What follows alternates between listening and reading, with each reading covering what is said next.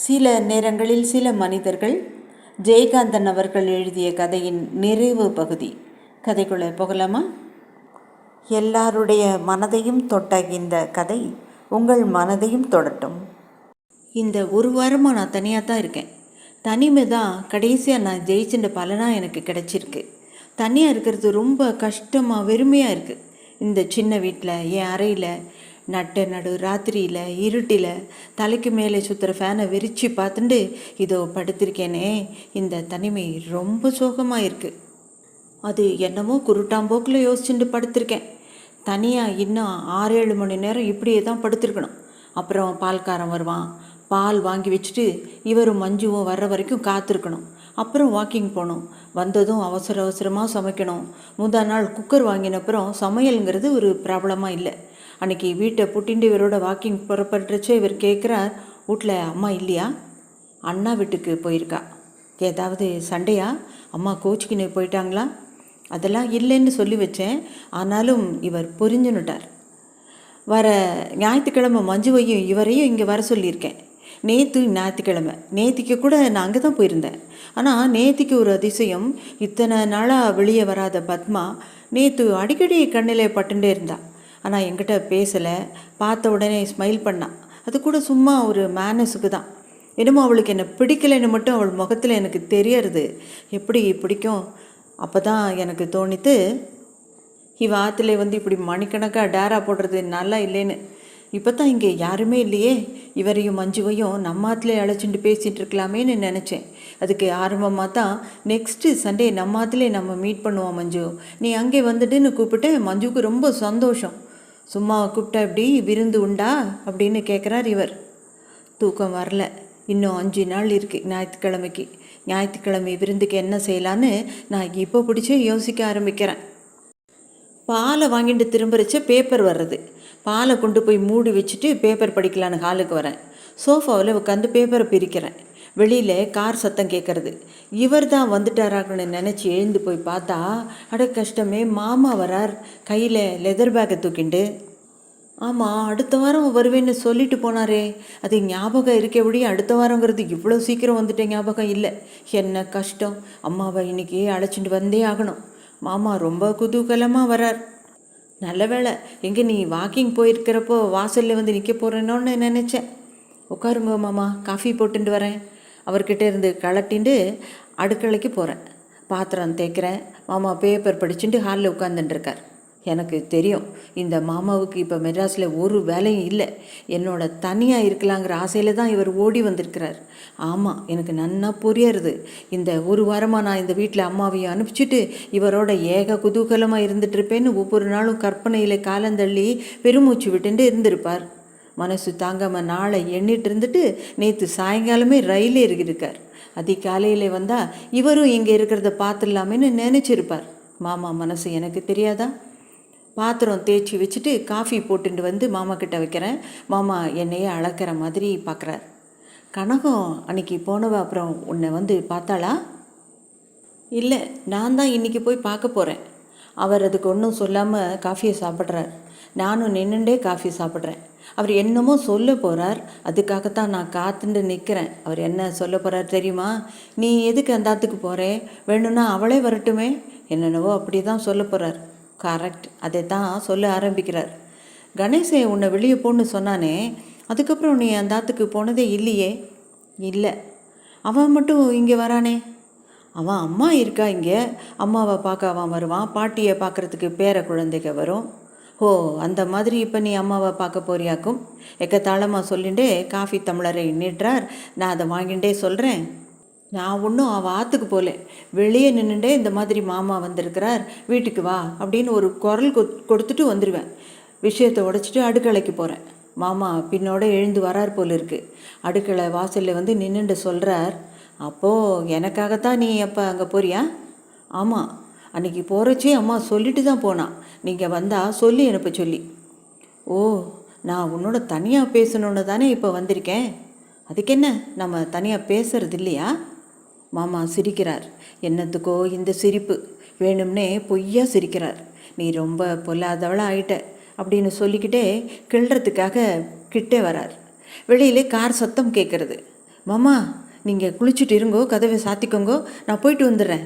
ரூம்லேயே போய் தலையை ஒழுங்கு பண்ணிட்டு செருப்பை மாட்டின்ட்டு ரூமை இழுத்து பூட்டிண்டு மாமாவுக்கு டாட்டா காட்டியபடி புறப்படுறேன். மாமா என்ன பதில் சொல்கிறார், அவர் முக பாவம் எப்படி இருக்குன்னு கவனிக்கவே இல்லைன்னா. அம்மா வந்துட்டா.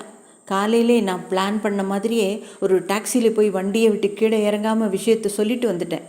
கணேசன் பொண்ணு சாந்தா எவ்வளவு பெரியவளாக வளர்ந்துட்டா. அவள் தான் என்னை பார்த்துட்டு அத்தேன்னு ஓடி வந்து காருக்குள்ளே கையை விட்டு என்னை பிடிச்சி வாங்கோ வாங்கன்னு எடுக்கிறான். எனக்கு தான் ஒட்ட மாட்டேங்கிறது. பாட்டியை போய் கூப்பிடுன்னு சொல்கிறேன். குழந்த பாட்டி பாட்டி அத்தை வந்திருக்கான்னு கத்தின்ண்டே போகிறா. யார் யாரோ வந்து நின்றுட்டு என்னை பார்க்குறா. முன்னே இருந்தவ ரொம்ப பேர் மாறி போயிட்டா. அம்மா வரா, என்னமோ ஏதோன்னு பயந்துட்டா போல இருக்கு. என்னடி என்ன? பதறிண்டே வந்து கார்கிட்ட நிற்கிறா. ஒன்றுமில்லை, மாமா வந்திருக்கிறார். காலையில் நான் எப்படியாவது சமாளித்து அனுப்பி ஆஃபீஸ்க்கு போய்டுறேன். மத்தியானம் நீ ஆற்றுக்கு வந்துடுன்னு சொல்கிறேன். அம்மா முகத்திலே ஒரு கர்வம் தான் இல்லாமல் நடக்காதான். இருக்கட்டுமே. காதிலே குனிஞ்சி சொல்கிறாள். இப்போவே சொல்லிட்டேன், ஒரு நாளோ 2 நாளோ நான் போகிற போது அவள்லாம் வரப்படாது என்ன? அப்படின்னா வரேன், கண்டிஷன் போடுறா. சரிங்கிறேன். மாமாவுக்கு கொஞ்சம் ஏமாத்தந்தான். வந்ததும் அவசரமாக குக்கரில் சமைக்கிறதுக்கு போட்டு வச்சுட்டு குளிக்க போயிட்டேன். குளிச்சுட்டு வந்து மாமாவுக்கு சாப்பாடு பரிமாறினேன். என் சமையலை மாமா ரொம்ப புகழ்ந்தார். ஆஃபீஸுக்கு லீவு போட்டுடேன் அப்படின்னார். ஐயோ, இன்றைக்கி முக்கியமான காரியமாக நான் ஆஃபீஸில் இருக்கணும்னு போய் சொல்லிவிட்டு புறப்பட்டுட்டேன். இவர் தான் வந்து என்னை அழைச்சிட்டு போகிறார். அப்போது மாமா வெளியே வந்து நின்று இவரை விஷ் பண்ணுறார். இவரும் ரொம்ப மரியாதையாக காரை விட்டு இறங்கி நின்று இவருக்கு குட் மார்னிங் சொல்லி எப்போ வந்தீங்கன்னு விசாரிக்கிறார். அப்புறமா மாமா கிட்டே விட பெற்றுண்டு என்ன காரில் ஏற்றிட்டு போகிறச்ச இன்றைக்கி தான் இவருக்கு இதை பற்றி கேட்கணும்னு தோணி கேட்குறாரு. என்ன, ஆமாம் உங்கள் மாமா என்னை பற்றி ஒன்றும் கேட்கலையா? எவனோ ஒருத்த வந்து எதுக்கு நம்ம வீட்டு பொண்ணை அடிக்கடி காரில் இட்டுக்குன்னு போகிறான்னு கேட்கல? நான் சிரிச்சுட்டே சொல்கிறேன், ஹி நோஸ் எவ்ரிதிங். அவருக்கு எல்லாம் தெரியும் நம்மளை பற்றி. நீங்கள் என்னவோவா? அவர் அப்படியே ஷாக் ஆகிடுறார். What you mean? So what? தெரிஞ்சா என்ன? அதை தெரிஞ்சுட்டு அவள் நாசுக்காக இருக்கிற போது நாமும் அதே மாதிரி நாசுக்காக இருந்துட வேண்டியது தானே. அவள் ஏதாவது டேர்டெவிலாக வந்து கேட்குற போது நாமளும் அதே மாதிரி ஆமாம் அப்படின்னு துணிஞ்சு சொல்லிட வேண்டியது தான். அதே எப்படி அவரை மாதிரி ஒரு பெரிய மனுஷர்கிட்ட இவர் நெத்தியை சுழிக்கிறார். ஏன், நீங்கள் மட்டும் என்ன பெரிய மனுஷன் இல்லையா? அதனால தான் அவர் உங்ககிட்ட மரியாதையாக நடந்துக்கிறார். அவர் ரொம்ப நாகரிகம் தெரிஞ்சவர். உங்களை அப்படியெல்லாம் எதுவும் கேட்டுட மாட்டார். இப்போ நான் ஆஃபீஸ்லேருந்து வரப்போது அடுக்கலையில் சத்தம் கேட்குறது. அம்மா வந்துட்டா. இந்த குக்கரும் புக்கரும் எனக்கு சரிப்பட்டு வராது அப்படின்னு என்னமோ சொல்லிக்கிறான். மாமா நான் எப்போ வருவேன்னு காத்துட்டுருக்கார் போல இருக்குது. காலையில் ஆஃபீஸ்க்கு நான் புறப்படுறச்சே சீக்கிரம் வந்துடு அப்படின்னு சொல்லி அனுப்பினார். நானும் அதுக்காகவே இன்றைக்கி இவரை வர வேண்டான்னு சொல்லிவிட்டு நானே டாக்ஸியில் வந்துட்டேன். இப்போல்லாம் நான் பஸ்ஸில் போகிறதே இல்லை. நான் இப்போ பண்ணிக்கிற ட்ரெஸ்ஸுக்கும் அலங்காரத்துக்கும் பஸ்ஸில் போகிறது பொருத்தமாக இருக்காது. வா, நேரத்தோடு வந்துட்டியே, வரவேற்கிறார் மாமா. அம்மா டிஃபன் பண்ணியிருக்கா. உப்புமா மணக்கிறது. அம்மா ஆற்றுல இருக்கிறது எனக்கு சந்தோஷமாக இருக்குது, வசதியாக இருக்குது. நானும் மாமாவும் ஹாலில் உட்காந்துட்டு டிஃபன் சாப்பிட்றோம். அப்புறமா மாமா மாடிக்கு கூப்பிடுறார். வாயேன், மேலே போய் காத்தாட சித்தை உட்காந்துருக்கலாம், உன்னோட எனக்கு பேசணும் தனியாக. அம்மா காதில் விழற மாதிரி மாடி படியில் நின்றுட்டு கூப்பிட்றார். நானும் போகிறேன். அப்புறம் என்னை பார்த்துட்டே ஹவ் இஸ் லைஃப் அப்படின்னு கேட்குறார் கண்ணை சிமிட்டுண்டு. ஃபைன்னு சொல்லிவிட்டு நானும் சிரிக்கிறேன். ராத்திரி 10 மணி வரைக்கும் மாடியிலே நானும் மாமாவும் பேசிகிட்டு இருந்தோம். என்னென்னவோ பேசிகிட்டு இருந்தோம். சில சமயங்களில் கொஞ்சம் இன்ட்ரெஸ்டிங்காகவே கூட இருந்தது பேச்சு. இன்ட்ரெஸ்டிங்காக பேச மாமாவுக்கு சொல்லித்தரணுமா? நான் என்னோடய நிலையையும் வாழ்க்கையையும் நான் இனிமேல் எப்படி நடத்தணும் அப்படிங்கிற என்னோடய தீர்மானத்தையும் தெளிவாக அவரோட விவாதம் பண்ணினேன். ஆனால் அவர் ஏதோ லெவலில் சீரியஸாக பேசிகிட்டு இருந்தவர் திடீர்னு ரொம்ப கீழே இறங்கிட்டார். இவரை பற்றியும் இவருக்கும் எனக்கும் இருக்கிற உறவை பற்றியும் ரொம்ப பச்சையாக ஏதோ கேட்க ஆரம்பித்தார். எனக்கு என்னவோ திடீர்னு எரிச்சல் வந்துடுது. அவர் இருந்த நாற்காலியில் உட்காந்துட்டு இருக்கார். நான் கீழே தரையில் சுவர் ஓரமாக முதுக சாச்சுண்டு முழங்கால கட்டிண்டு அவர் கேட்குறதுக்கெல்லாம் பதில் சொல்லிட்டு உட்காந்துருக்கேன். அவர் கால் அடிக்கடி என் தொடையிலே படுறது. நான் நகர்ந்துக்கிறேன். இப்படி ஒரு கேவலமான விஷமத்தை பண்ணிட்டே எப்படி இவரால் ரொம்ப உயர்ந்த விஷயங்கள்லாம் பேச முடியறது? திடீர்னு ஏதோ கோபத்தில் பல்ல கடிச்சுட்டு அப்படியே இறுக்கி போகிறேன்னா. மாமா என்னமோ சொல்லிட்டே காலாலேயே பெருவிரலையும் அடுத்த விரலையும் சேர்த்து என் தொடையில் கிள்ளிடுறார். என்ன அறியாமலே அந்த இருட்டில் அது மாமான்னு கூட தெரியாமல் ஸ்டூப்பிடுன்னு சொல்லிட்டு நான் டக்குன்னு எழுந்துடுறேன். ஆனால் அதை சொன்னதுக்காக நான் மனசுக்குள்ளே வருத்தப்படுறேன். உடனே அங்கேருந்து போயிட்டா நன்னா இருக்காதுன்னு சுவர் ஓரமாக போய் நின்றுட்டு அடுத்த தெருவை இருட்டில் வேடிக்கை பார்க்குறேன். இப்போ எனக்கு அவரை திட்ட தோணலை. மாமா பின்னாடியே வந்து அழுக வர்றது எனக்கு. நான் ஒன்றும் அவரை சொல்லப்படாதுன்னு பல்ல கடிச்சுண்டு அவர் கையை விலக்கி விட்டுட்டு பல்ல கடிச்சுண்டு அவர் எதிரே திரும்பி நின்று அவர் முகத்தை பார்த்து ஒன்றுமே நடக்காத மாதிரி நிதானமாக சொல்கிறேன், மாமா என்னை தொடாமல் பேசுங்கோ. அப்படியே மட்டமாக நிற்கிறார். ஏன் நான் உன்னை தொடப்படாதான்னு அப்புறம் மெதுவாக கேட்குறார். அப்படி கேட்குறது ஒரு நியாயம்னு அவர் நினைக்கிறாரே, அதுக்கு நான் என்ன பதில் சொல்லுவேன்? பேசிகிட்டே மறுபடியும் தொட வரார். அவரை பார்க்கச்சே எனக்கு ரொம்ப அருவருப்பாக இருக்குது. அவர் எனக்கு செஞ்ச உதவியை, செலவழித்த பணத்தை, அவர் ஆற்றுல உட்காத்தி வச்சு போட்ட சோத்தை எல்லாத்தையும் அப்படி திருப்பி கொடுக்க முடிஞ்சிட்டா தேவலையேன்னு தோன்றது. கையை பிடிச்சிட்டு பிச்சைக்கார மாதிரி என்னத்தையோ கெஞ்சறார். எனக்கு ஆங்காரம் பீரிண்டு வர்றது. இவரை பற்றி இப்போவும் என்னமோ சொல்கிறார், என்னென்னமோ அசிங்கமாக சொல்கிறார். எனக்கு அதை திருப்பி நினச்சி பார்க்க கூட தெரியல. தன்னையும் இவரையும் கம்பேர் பண்ணிட்டு என்னென்னவோ சொல்கிறார். நான் ரொம்ப கடுமையாக சொல்கிறேன், வாயை மூடுங்கோ. அவரோட கால் தூசி கூட பெற மாட்டேன். நீங்கள் இனிமே உங்களுக்கு மரியாதை கிடையாது. நீங்கள் எனக்கு எவ்வளவோ உதவி செஞ்சிருக்கீள், எவ்வளவோ பணம் செலவு பண்ணியிருக்கீள். அதுக்காக என்ன வேணாலும் செய்யலாமா? அப்படி செஞ்சதுக்காக கணக்கு போட்டு 1க்கு 2 எல்லாத்தையும் வாங்கிட்டு போங்க. இந்த ஆற்று பக்கமே நீங்கள் வர வேண்டாம். செஞ்ச உதவிக்கு ரொம்ப தேங்க்ஸ். Get out. நான் மாடி படி இறங்குறச்ச பின்னாலிருந்து ஒரு குரல் கேட்கறது, கங்கா இங்கே வந்துட்டு போ. போய் அவர் எதிரே நிற்கிறேன். தலையை குனிஞ்சிட்டு அவரும் நிற்கிறார். ஒன்றும் பேசலை. என்னை கிழவன்னு நினச்சிட்டு தானே நீ வெறுக்கிற? அவர் கேட்குற போது எனக்கு சிரிப்பு வர்றது. எவ்வளவு விஷயங்களில் மகா மேதையாக இருக்கிற இவர் இந்த விஷயத்தில் இவ்வளவு அசடாக இருக்கிறாரேன்னு நினைக்கிறப்போ எனக்கு பாவமாக இருக்குது. அவர் மனசு கலங்கினது தனக்கு வயசாகிடுதே, தான் கிழவன் ஆகிட்டோமேங்கிறத நினச்சி தானும் புரியறது. இதுக்கு நான் சிரிக்காமல் என்ன பண்ணுறது? நீ தொடப்படாது அப்படின்னு அதிகாரம் பண்ணுறியடி குட்டி. உன்னை அடிக்க கூட எனக்கு அதிகாரம் உண்டு தெரியுமோ? அவர் விளையாட்டாக தான் சொல்கிறார், ஆனால் அதில் விஷம் இருக்குது. அவர் அடிக்க போகிறாருன்னு எனக்கு நல்லா தோன்றுறது. அம்பூஜா மாமி உடம்பெல்லாம் இருக்குமே வரி வரியாக, அது எனக்கு ஞாபகம் வர்றது. எனக்கு தெரியும் நீங்கள் அடிப்பள், நீங்கள் என்ன அடிங்கோ, ஆனால் தொடாதீங்கோ. கண்ணை மூடிண்டு அவர் முன்னாடி உடம்பை வரைச்சுட்டு நிற்கிறேன். அவர் என்னை அடிக்க போகிறார். பெல்ட்டை கலட்டுறார். பெல்ட்டை வீசச்ச டக்குன்னு அதை பிடிச்சிக்கிறேன். பிடுங்கிண்டு 4 வைக்கலாமான்னு இருக்குது. பெல்ட்டு இப்போது என் கையில் இருக்குது. மணி 10 சாப்பிட வரலையான்னு கேட்டுட்டே அம்மா மாடிக்கு வந்துட்டான். எப்பவும் போல் அவர் கூட உட்காந்து நான் சாப்பிடலை. அவர்கிட்ட நான் பேசலை. அவர் முகத்தை கூட பார்க்கல. அவர் படுக்கை இழுத்து ரூமை விட்டு வெளியே எரிஞ்சிட்டேன். அவராக தான் தட்டி போட்டு படுத்துட்டுட்டார். இப்போது சித்தமன்னா ஊருக்கு புறப்பட்டாரே, அப்போ தான் நானும் அவரும் நேருக்கு நேர் பார்த்துட்டோம். இனிமேல் நான் வரமாட்டேன்னு என்கிட்ட அவர் சொல்கிற மாதிரி இருந்தது. நான் பதில் ஒன்றும் சொல்லலை. என் மனசுக்கு நன்னா தெரியறது, இனிமேல் அவர் இங்கே வரமாட்டார். நான் அம்மாக்கிட்ட சொல்லியிருக்கேன், சமையலுக்கும் வேலைக்கும் 2 ஆள் பார்க்க சொல்லி. ஏதாவது காரியமாக வந்தாலும் இந்த ஆற்றுல அவர் தங்கிக்கலாம், அவ்வளவுதான். ஆனால் மாமாவை எனக்கு தெரியும், அவர் அப்படியெல்லாம் இருக்க மாட்டார். யாரோ ஒரு சூத்திரனோட வப்பாட்டியாவை ஆயிட்டா இனிமேல் அங்கே போகிறது நமக்கு மரியாதை இல்லைன்னு தான் எல்லார்கிட்டேயும் பேசிக்குவார். ஆனால் அம்மா தான் நினச்சிட்டு இருக்கா மாமா எப்போவும் மாதிரி வருவார் போவார்னு. ரொம்ப நாள் கழித்து எப்போவாவது அம்மா ஏன் வரலேன்னு அவரை கேட்டால் மாமா இந்த பதிலை தான் சொல்லுவார். அம்மாவுக்கு அந்த பதில் ரொம்ப சரின்னு தான் படும். ஏன்னா அவளே அப்படி உதவிண்டவ தானே. மணி 9 ஆகுறது. பசிக்கலை, ஆனாலும் சாப்பிடணுமே. தெரு விளக்கு அணைச்சிட்டு வாசல் கதவை சாத்திட்டு உள்ளே போகிறேன். வாக்கிங் போய் 2-3 நாள் ஆச்சு. மஞ்சுவை பார்த்தும் 2-3 நாள் ஆகுது. இவர் ஆஃபீஸுக்கு வரார். நான் மாடியிலேருந்து கீழே பார்க்குறேன். அவர் கார் வந்து நிற்கிறது. நான் வெளியே வரச்சே இவர் பார்த்துடுறார். கார் கதவை திறந்து விடுறார். காரில் வந்து இவர் பக்கத்தில் உட்கார்ந்த உடனே தான் கொஞ்சம் படப்படப்பு குறையிறது. என்னோட படப்படப்பு மற்றவாளுக்கு தெரியாமல் மறைச்சிக்கிறேன். இருந்தாலும் எனக்கு தெரியறதே. பையிலேருந்து கர்ச்சிஃப் எடுத்து நெத்தியிலே ஒத்துக்கிறேன். இவர் சொல்கிறார், உன்னை ரொம்ப நாளாக பார்க்காத மாதிரி இருக்குது. இன்றைக்கும் எங்கே வர வேணாம்னு சொல்லிடுவியோன்னு பயந்துக்கினே ஃபோன் பண்ணேன் மத்தியானம். நல்ல வேளை வர சொல்லிட்டேன். குழந்தை மாதிரி சந்தோஷப்படுறார். அவர் என்னை பார்த்ததும் எப்படி சந்தோஷப்படுறார். எனக்கு மட்டும் என்ன இவ்வளோ கௌரவமா?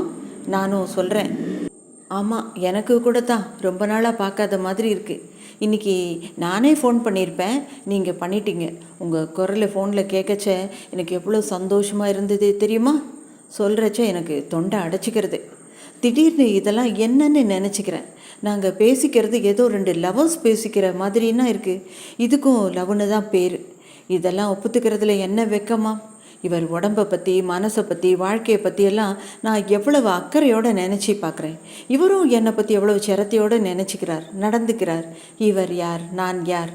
ரொம்ப பேருக்கு உறவுங்கிறது ரொம்ப உயர்வாக கவிதை மாதிரியெல்லாம் ஆரம்பத்திலே மயக்கி காதல்னு உருவாகி கடைசியில் செக்ஸில் தான் போய் முடியும். எங்களோட உறவு ரொம்ப மட்டமாக, மிருகத்தனமாக, வெறித்தனமாக, ஒரு ஆக்சிடெண்ட் மாதிரி செக்ஸில் விபத்தில் தொடங்கி இப்போது பொறுப்பு உணர்ச்சியோட கௌரவமான நட்புங்கிற பேரில் அன்பாகி காதலில் முடியறதோ என்னவோ. மஞ்சுவை பார்த்து கூட 2-3 நாள் ஆயிடுத்து. நானே சொல்லிக்கிறேன், இவரும் என்னோட சேர்ந்து ஆமாங்கிறார். ஏன் நீங்கள் கூடவா பார்க்கல?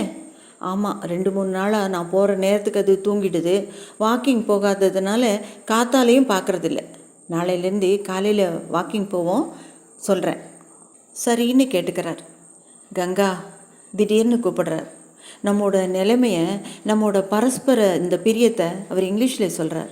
மியூச்சுவல் அஃபெக்ஷன்னு யாருமே புரிஞ்சிக்க மாட்டாங்க, நம்பவும் மாட்டாங்க.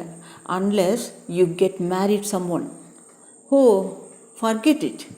நான் ஏனோ ரொம்ப சந்தோஷமாக அவருக்கு சமாதானம் சொல்கிறேன்.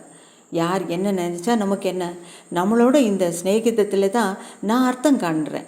ரொம்ப சந்தோஷமாக இருக்கேன். இந்த வாழ்க்கை தான் நான் விரும்பினது அப்படின்னு சொல்லிட்டு இருக்கப்போ வீடு வந்துடுது. இவர் புறப்படுறார். காலையிலே மஞ்சுவோட வர்றதா சொல்லிட்டு போகிறார்.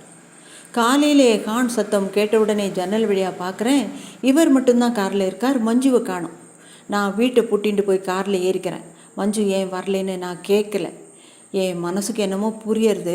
இவரே சொல்லுவார், சொல்கிற வரைக்கும் நம்ம ஒன்றும் தொந்தரவு பண்ண வேண்டான்னு பேசாமல் இருக்கேன். இவரும் என்னமோ மாதிரி வருத்தமாக கோபமாக இருக்கிறாருன்னு தெரியுது. 2 பேரும் பேசாமல் இருக்கோம். ஆனால் இவர் மனசுக்குள்ளே ரொம்ப வருத்தப்படுறாருன்னு தெரியறதே. நான் இவர் முகத்தையே பார்த்துட்டுருக்கேன். ரொம்ப பாவமாக இருக்குது. என்ன விஷயம்னு கேட்குறேன். குழந்தை மாதிரி இவருக்கு உதடு துடிக்குது. நான் நேற்றுக்கு சொன்னேனே, நம்ம ஸ்நேகிதத்தை யாரும் புரிஞ்சிக்க மாட்டாங்கன்னு, நம்ப மாட்டாங்கன்னு. மஞ்சுவே நம்பலை. வாக்கிங் போக கூப்பிட்டா வரமாட்டேன்னு சொல்லிட்டுது. ஏன்னு கேட்டால் என்னென்னமோ சொல்லுது. இவரை பார்க்குறதுக்கு பரிதாபமாக இருக்குது. இவர் இவ்வளவு குழந்தையாக இருக்கிறத நம்பவே முடியல. நான் சொல்கிறேன், மஞ்சு மேலே தப்பில்லை. காரணம் எனக்கு புரியறது. நான் மஞ்சுக்கிட்ட பேசுகிறேன். அவள் ரொம்ப நல்ல குழந்தை. யாரோ சொன்னதை கேட்டு அதிர்ச்சியில் குழம்பி போயிருப்பா. நான் பேசுகிறேன், சமாதானம் பண்ணுறேன். 2 பேரும் நடக்க ஆரம்பிக்கிறோம். மஞ்சு இல்லாமல் 2 பேரும் தனியாக நடக்கிறது என்னமோ கஷ்டமாக தான் இருக்குது. மஞ்சு இங்கே வந்து 1/2 மணி நேரம் ஆறுது. இவள் அம்மாவுக்கு தெரியாமல் வந்திருக்கான்னு தோன்றது. நான் தான் ஃபோனில் மஞ்சுவை கூப்பிட்டு பேசினேன். 2 நல்ல சிநேகிதிகள், அவங்களுக்கு இடையில் எந்த விதமான மனஸ்தாபமும் இல்லாமல் வேறு ஏதோ நிர்பந்தத்துக்காக பிரியணும்னா குறைஞ்சபட்சம் ஒரு குட்பையாவது சொல்லிக்க வேணாமான்னு நான் இங்கிலீஷில் கேட்டேன். பாவம் குழந்தை அழுதுட்டா போல இருக்குது. காஃபி சாப்பிட்டுட்டே கொஞ்சம் பேச்ச ஆரம்பிக்கிறேன். நானும் 17 வயசு பிராயத்தில் இருந்திருக்கேன். ஆனால் என்னோட 17 இனிய 17ஆக இருந்ததில்லை. வாழ்க்கையின் கசப்பை 17 தான் நான் உணர்ந்தேன். உனக்கு ஒரு அருமையான அப்பா இருக்கார். அவர் எவ்வளவு தான் மோசமான புருஷனாகவும் மனுஷனாகவும் இருந்தாலும் உன்னை பொறுத்த வரைக்கும் ஒரு அருமையான அப்பா.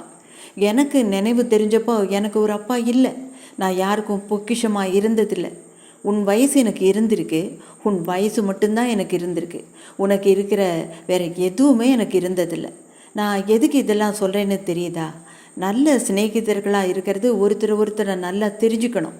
உன்னை பற்றி நான் புதுசாக தெரிஞ்சுக்க வேண்டிய விஷயங்கள் எதுவும் இல்லைன்னு நான் நினைக்கிறேன்.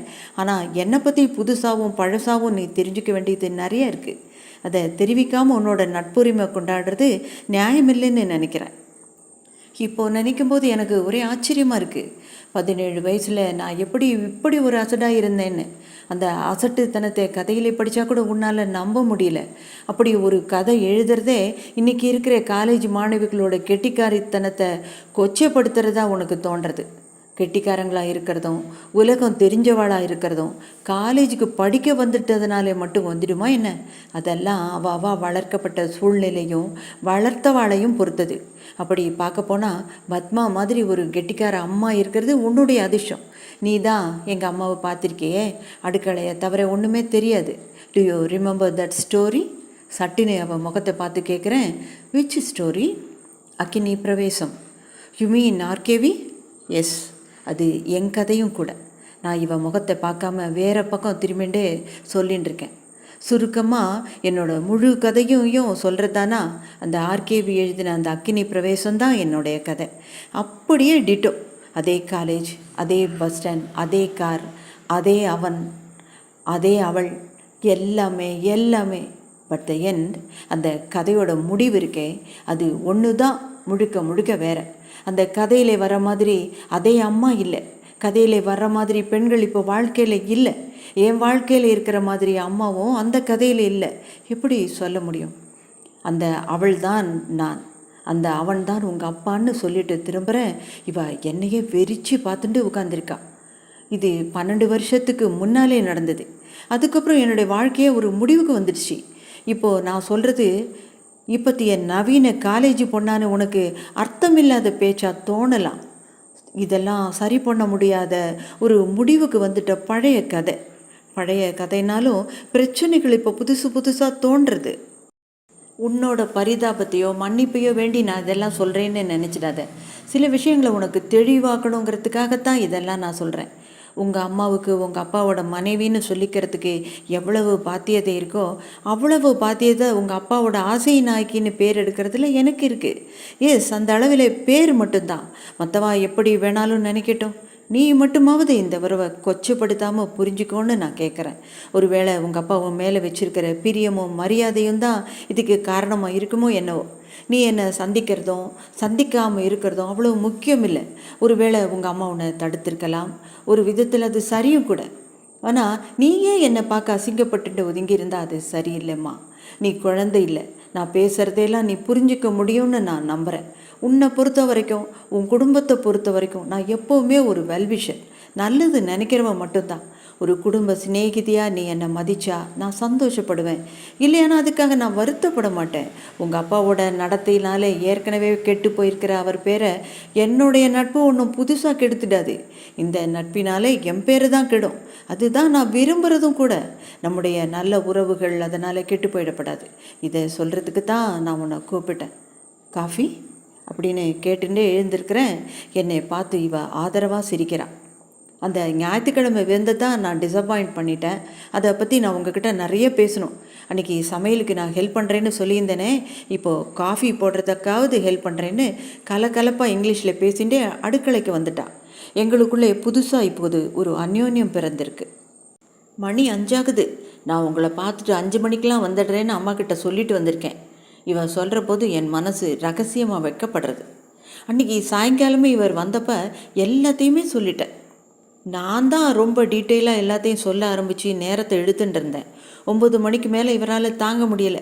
நெத்தியை தேய்ச்சிக்கிறார், கையை உதறிக்கிறார், கொட்டாவி விடுறார், சிகரெட்டை பற்ற வச்சு அணைச்சிக்கிறார். நான் புரிஞ்சுட்டேன், தாக சாந்தி நேரம் வந்துட்டாப்புலே இருக்குது. நான் சிரிச்சுட்டே இவரை வழி அனுப்பி வச்சுட்டு வந்தேன். வந்தப்புறம் தனியாக இருக்கிறச்ச தான் நான் யோசித்து பார்த்தேன், இவர் நான் சொன்னதையெல்லாம் உம்முன்னு கேட்டுட்டே இருந்தாரே ஒழிய ஒரு வார்த்தை கூட பேசவே இல்லை. என்ன நினச்சிட்ருப்பார்? தனக்கும் எனக்கு இருக்கிற உறவின் அடிப்படையான ரகசியம் தம் மகளுக்கு தெரிஞ்சு போச்சேன்னு அவமானப்பட்டிருப்பாரோ?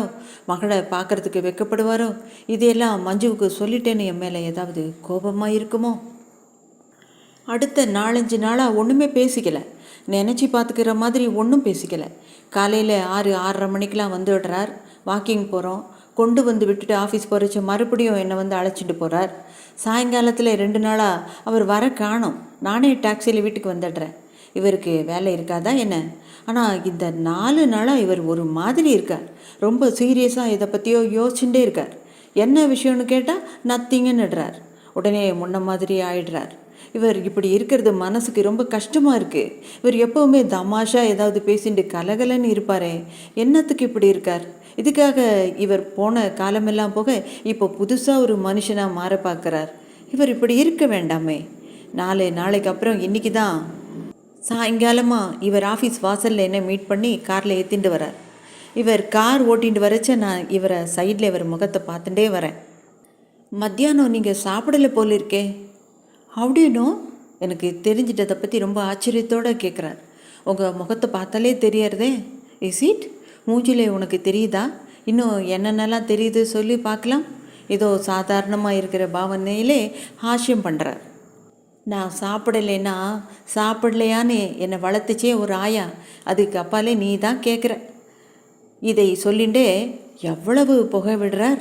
மறுபடியும் இவரே சொல்கிறார், அவங்கள இதுக்காக குத்தம் சொல்ல முடியுமா? நான் வீட்டில் சாப்பிடாட்டி வெளியிலே சாப்பிட்டுக்கிறேன்னு நினச்சிக்கிறாங்க. நான் என்ன ரெகுலராக வீட்டிலையே சாப்பிட்றேன்? எனக்கு ரொம்ப கஷ்டமாக இருக்குது. உங்களுக்கு என்ன மன கஷ்டம் சொல்லுங்கோ. என்னவா இருந்தாலும் இதுக்கு சாப்பிடாமல் இருக்கணும்? நான் வீட்டில் சாப்பிடாமல் இருக்கேன்னு தான் சொன்னேன், சாப்பிடாமலேயே இல்லைங்கிறார். இன்றைக்கி என்னோட சாப்பிடுங்க. ஓ எஸ், தேங்க்யூ. உங்களுக்கு ஏதாவது நான்வெஜ் வேணும்னா வெளியிலேருந்து வாங்கிட்டு போயிடலாம். ஐ டோன்ட் மைண்ட், அதனால் பரவாயில்லைன்னு சொல்கிறேன். இவர் ரொம்ப ஆச்சரியப்பட்டு போகிறார். பேச்சு வரல, கொஞ்சம் தயங்கிட்டு மறுபடியும் சொல்கிறார், சி, நானே இன்றைக்கி உன்னோட வீட்டில் சாப்பிட்ணுன்னு தான் நினச்சிட்டு இருந்தேன். அன்றைக்கி நீ கேட்டப்போ சாப்பிடாம வந்துட்டேனே, அதுக்கோசரம் இன்றைக்கி என்னோடய மினி பாரையும் கையோடு கொண்டு வந்திருக்கேன். நான் 2 நாளாக என்னமோ மாதிரி இருக்கேன்ல. அன்றைக்கி நான் வீட்டில் போய் அவன் கையில் சண்டை போட்டுட்டேன். அதில் வேற மனசு கெட்டு போச்சு. ஓ, ஐ எம் சாரி. நான் எல்லா விஷயத்தையும் இவர்கிட்ட சொன்னதுனாலே தானே, எவ்வளவோ ஜாக்கிரதையைத்தானே சொன்னேன். இருந்தாலும் அதனால தான் இவர் குடும்பத்திலே சச்சரவுன்னு நினைக்கிறப்போ எனக்கு நான் தான் தப்பு பண்ணிட்டேனோன்னு தோணுது. உன் மேலே என்ன தப்பு? நான் அவளுக்கு பெரிய டிக்டேட்டர்னு நினச்சிட்ருக்கா. ரொம்ப கோபம் வந்தால் இவருக்கு இங்கிலீஷ் வந்துடுறது புரிஞ்சு தள்ளுறார். எல்லாருமே அவளுக்கு அடங்கி நடக்கணுமா? அவள் சரியான காட்டு மிராண்டி. மஞ்சுவோட ட்ரெஸ்ஸை எல்லாம் தூக்கி எறிஞ்சிட்டு அதுக்கு பாட்டி மாதிரி புடவை வாங்கி தந்திருக்கா. எனக்கு பிடிக்கல. I said stop this nonsense. நீ அனாவசியமாக எல்லார் விஷயத்தையும் தலையிடுற. Manju is my daughter. அவள் இஷ்டப்படி அவள் இருக்கணும். உனக்கு பிடிக்கலைன்னா நீ ஒதுங்கிக்கோ. This is my house. நான் என்ன சொன்னாலும் அவளுக்கு ஒன்றுமே புரியலைன்னு பேசிகிட்டே போகிறார். மஞ்சுவுக்கு இருக்கிற அண்டர்ஸ்டாண்டிங் கூட உங்களுக்கு இல்லையே. இதுக்காக போய் சண்டை போடுவீங்கன்னு தெரிஞ்சிருந்தா நான் உங்ககிட்ட பேசியிருக்கவே மாட்டேன். ஸோ பத்மா செய்கிறது ரொம்ப சரி அப்படி தானே என்கிட்ட முறைக்கிறார். நான் சிரிச்சுக்கிறேன். இவர் என்னை கோவிச்சிக்கிறது நன்னா தான் இருக்குது. சரி, தப்புங்கிறது முக்கியம் இல்லை. அவளோட பொண்ணை அவள் கண்டிச்சு வைக்கிறா, அது நல்லது தானே. உங்ககிட்ட வந்து மஞ்சு சொன்னாளா அம்மா என்னை கஷ்டப்படுத்துகிறாங்கன்னு? என்கிட்ட சொன்னபோது கூட அவங்களுக்கு தெரிஞ்சது அவ்வளவுதான். எவ்வளவு பெருந்தன்மையாக பேசினா. ஆத்தாக்காரி பொண்ணை கண்டிக்கிறது நியாயம், ஆனால் ஆம்படையான் பொண்டாட்டியை கண்டிக்கிறது மட்டும் அநியாயம். அவனுக்கு அதுக்கு ரைட்டு கிடையாது. நான் சும்மா வெறும் பொம்மை. அவள் தான் எல்லாத்துக்கும் அதிகாரி. என் தலை விதி அப்படின்னு புலம்புறார். பத்மா கிட்டே போய் மஞ்சு விஷயமா மோதிருப்பார் போல் இருக்கு. ஒன்றும் நடக்கலை, தோத்துட்டாருன்னு புரிஞ்சுக்கிறேன். இவரை இதுக்கு மேலே குத்தி குத்தி கிளறி விடுறது சரியில்லைன்னு பேசாமல் இருந்துட்டேன். காஃபி சாப்பிட்டுட்டு போகலாமான்னு கேட்குறார். வீட்டுக்கு போய் காஃபி சாப்பிட்டு ட்ரெஸ் சேஞ்ச் பண்ணிவிட்டு எங்கேயாவது ஒரு டிரைவ் போகலாம். இது மாதிரி நான் ஏதாவது சொன்னால் இவர் ரொம்ப சந்தோஷப்படுவார். பீச்சில் வழக்கமான இடத்துல காரை நிறுத்துறார். ஆர் யூ நாட் வெல் அப்படின்னு கேட்குறேன். இவர் ஒன்றும் சொல்லாமல் என்னை பார்க்குறார், சிரிக்கிறார். ரொம்ப சோகமான சிரிப்பு. திடீர்னு சொல்கிறார், life is not worth living. வாழ்க்கை வாழறதுக்கு தகுதி இல்லை. வாட் யூ மீன்? என்ன சொல்கிறீங்க? I want to tie. எனக்கு சாகணும்னு இவர் சொல்கிற போது எனக்கு உடம்பே ஆடி போகிறது. எனக்கு என்னமோ விபரீதமாக மனசுக்கு கவலை ஏற்படுறது. என் பக்கம் திரும்பாமலே சொல்கிறார், வீட்டுக்கு போகலாம். I want to drink. காரை வீட்டுக்கு பக்கமாக போகிறதுக்கு திருப்புறார். இருங்க, மவுண்ட் ரோட் பக்கமாக போய் உங்களுக்கு நான்வெஜ் வாங்கணும்னு நான் ஞாபகப்படுத்துகிறேன். தட்ஸ் ஆல் ரைட், எனக்கு ஒன்றும் சாப்பிட்ற மாதிரி இல்லைங்கிறார். நோ, வெறும் வயிற்றில் குடிச்சுப்பிட்டு சாப்பிடாமல் இருக்கக்கூடாது ப்ளீஸ், டைம் நிறையா இருக்குது, திருப்புங்க காரை. நான் கண்டிப்பாக சொன்னதும் என் வார்த்தைக்கு அப்படியே அடங்கி காரை திருப்புறார். வரிசையாக காரை நிறுத்தி இருக்கிற அந்த ஹோட்டலுக்கு முன்னாலே 2 கார்களுக்கு நடுவே கொண்டு போய் காரை நிறுத்துகிற வரைக்கும் நான் இவரையே பார்த்துட்டு வரேன். இவருக்கு பார்வை ரோட்டில் மட்டும்தான் நிலைச்சிருக்கு. இந்த பக்கம் அந்த பக்கம் திரும்பலை. முகத்தில் அதே இருட்டு படிஞ்சிருக்கு. வெயிட்டர் வந்து சலாம் பண்ணுறான். அவன்கிட்ட என்னமோ பேர் சொல்லிவிட்டு ஒரு பிளேட் கேட்குறார். அப்புறம் இடியாப்பம் கேட்குறார்.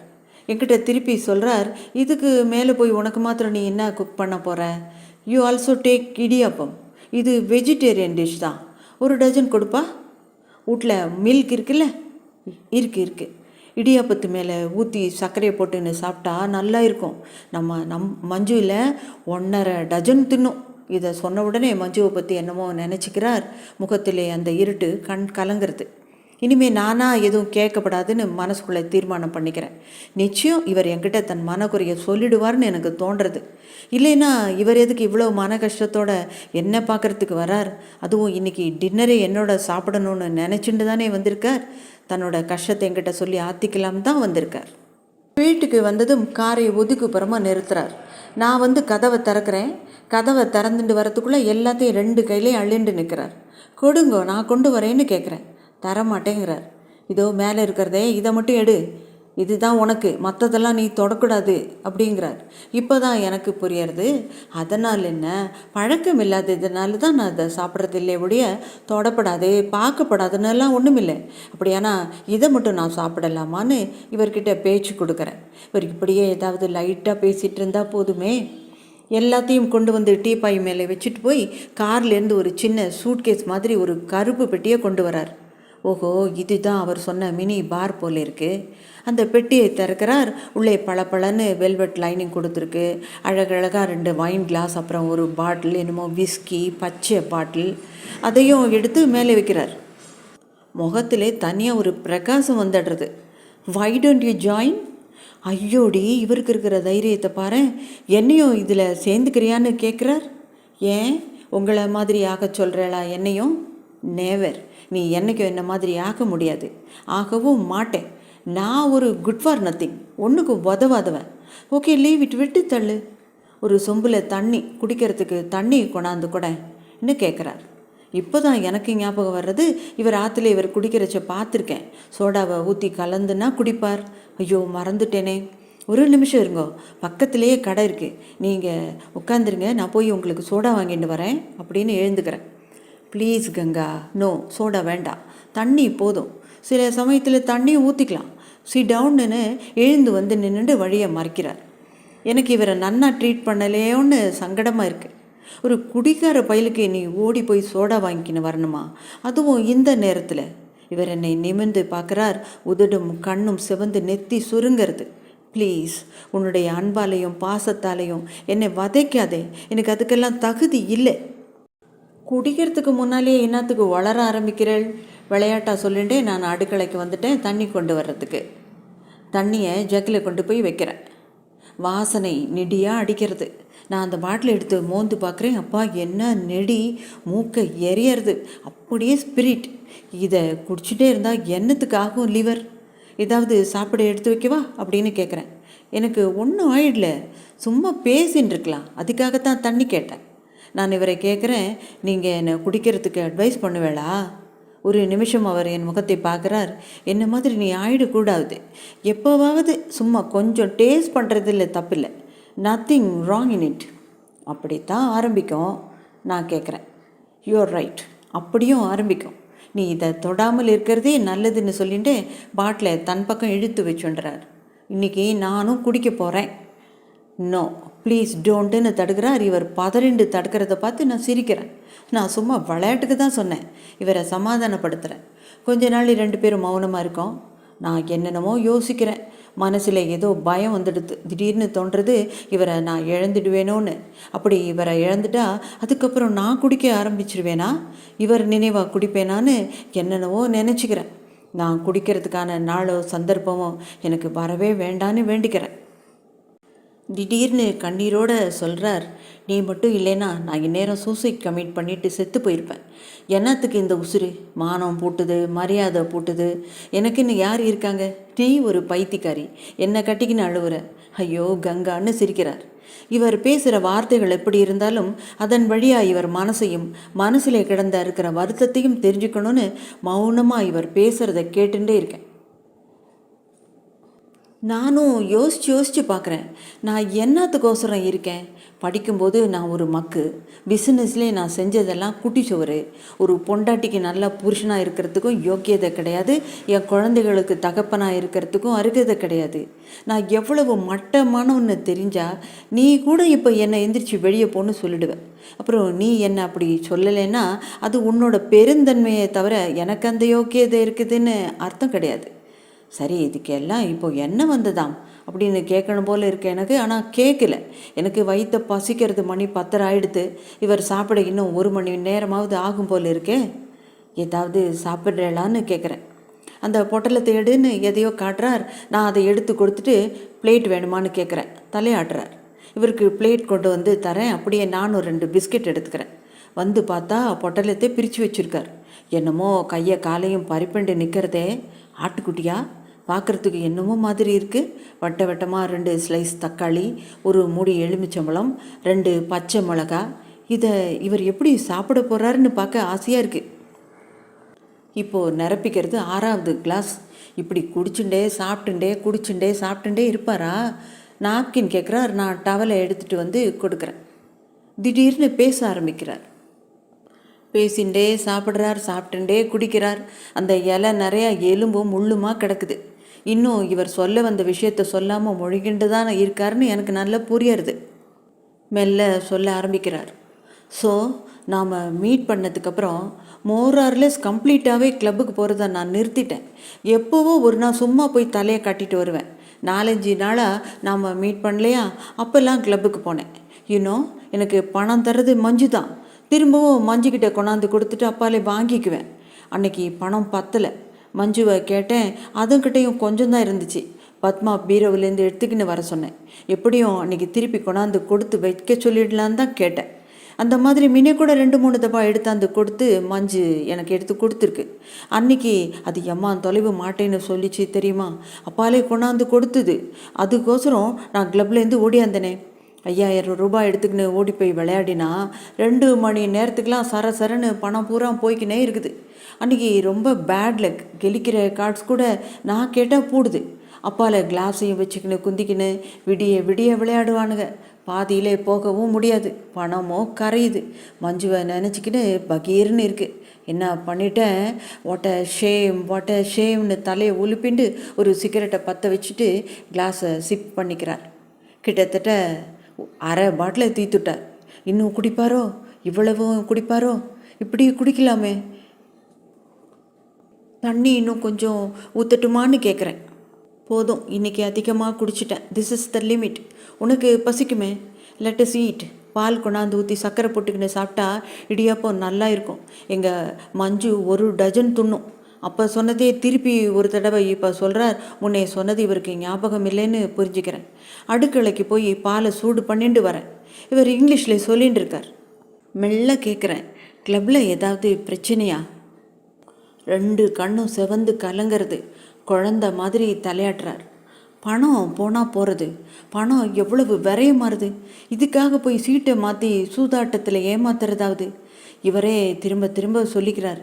எனக்கு ஏன் இப்படி புத்தி போச்சு சொல்லி வருத்தப்படுறார். குடியும் சேர்ந்து புத்தியை கெடுத்துருக்கோன்னு தோன்றது.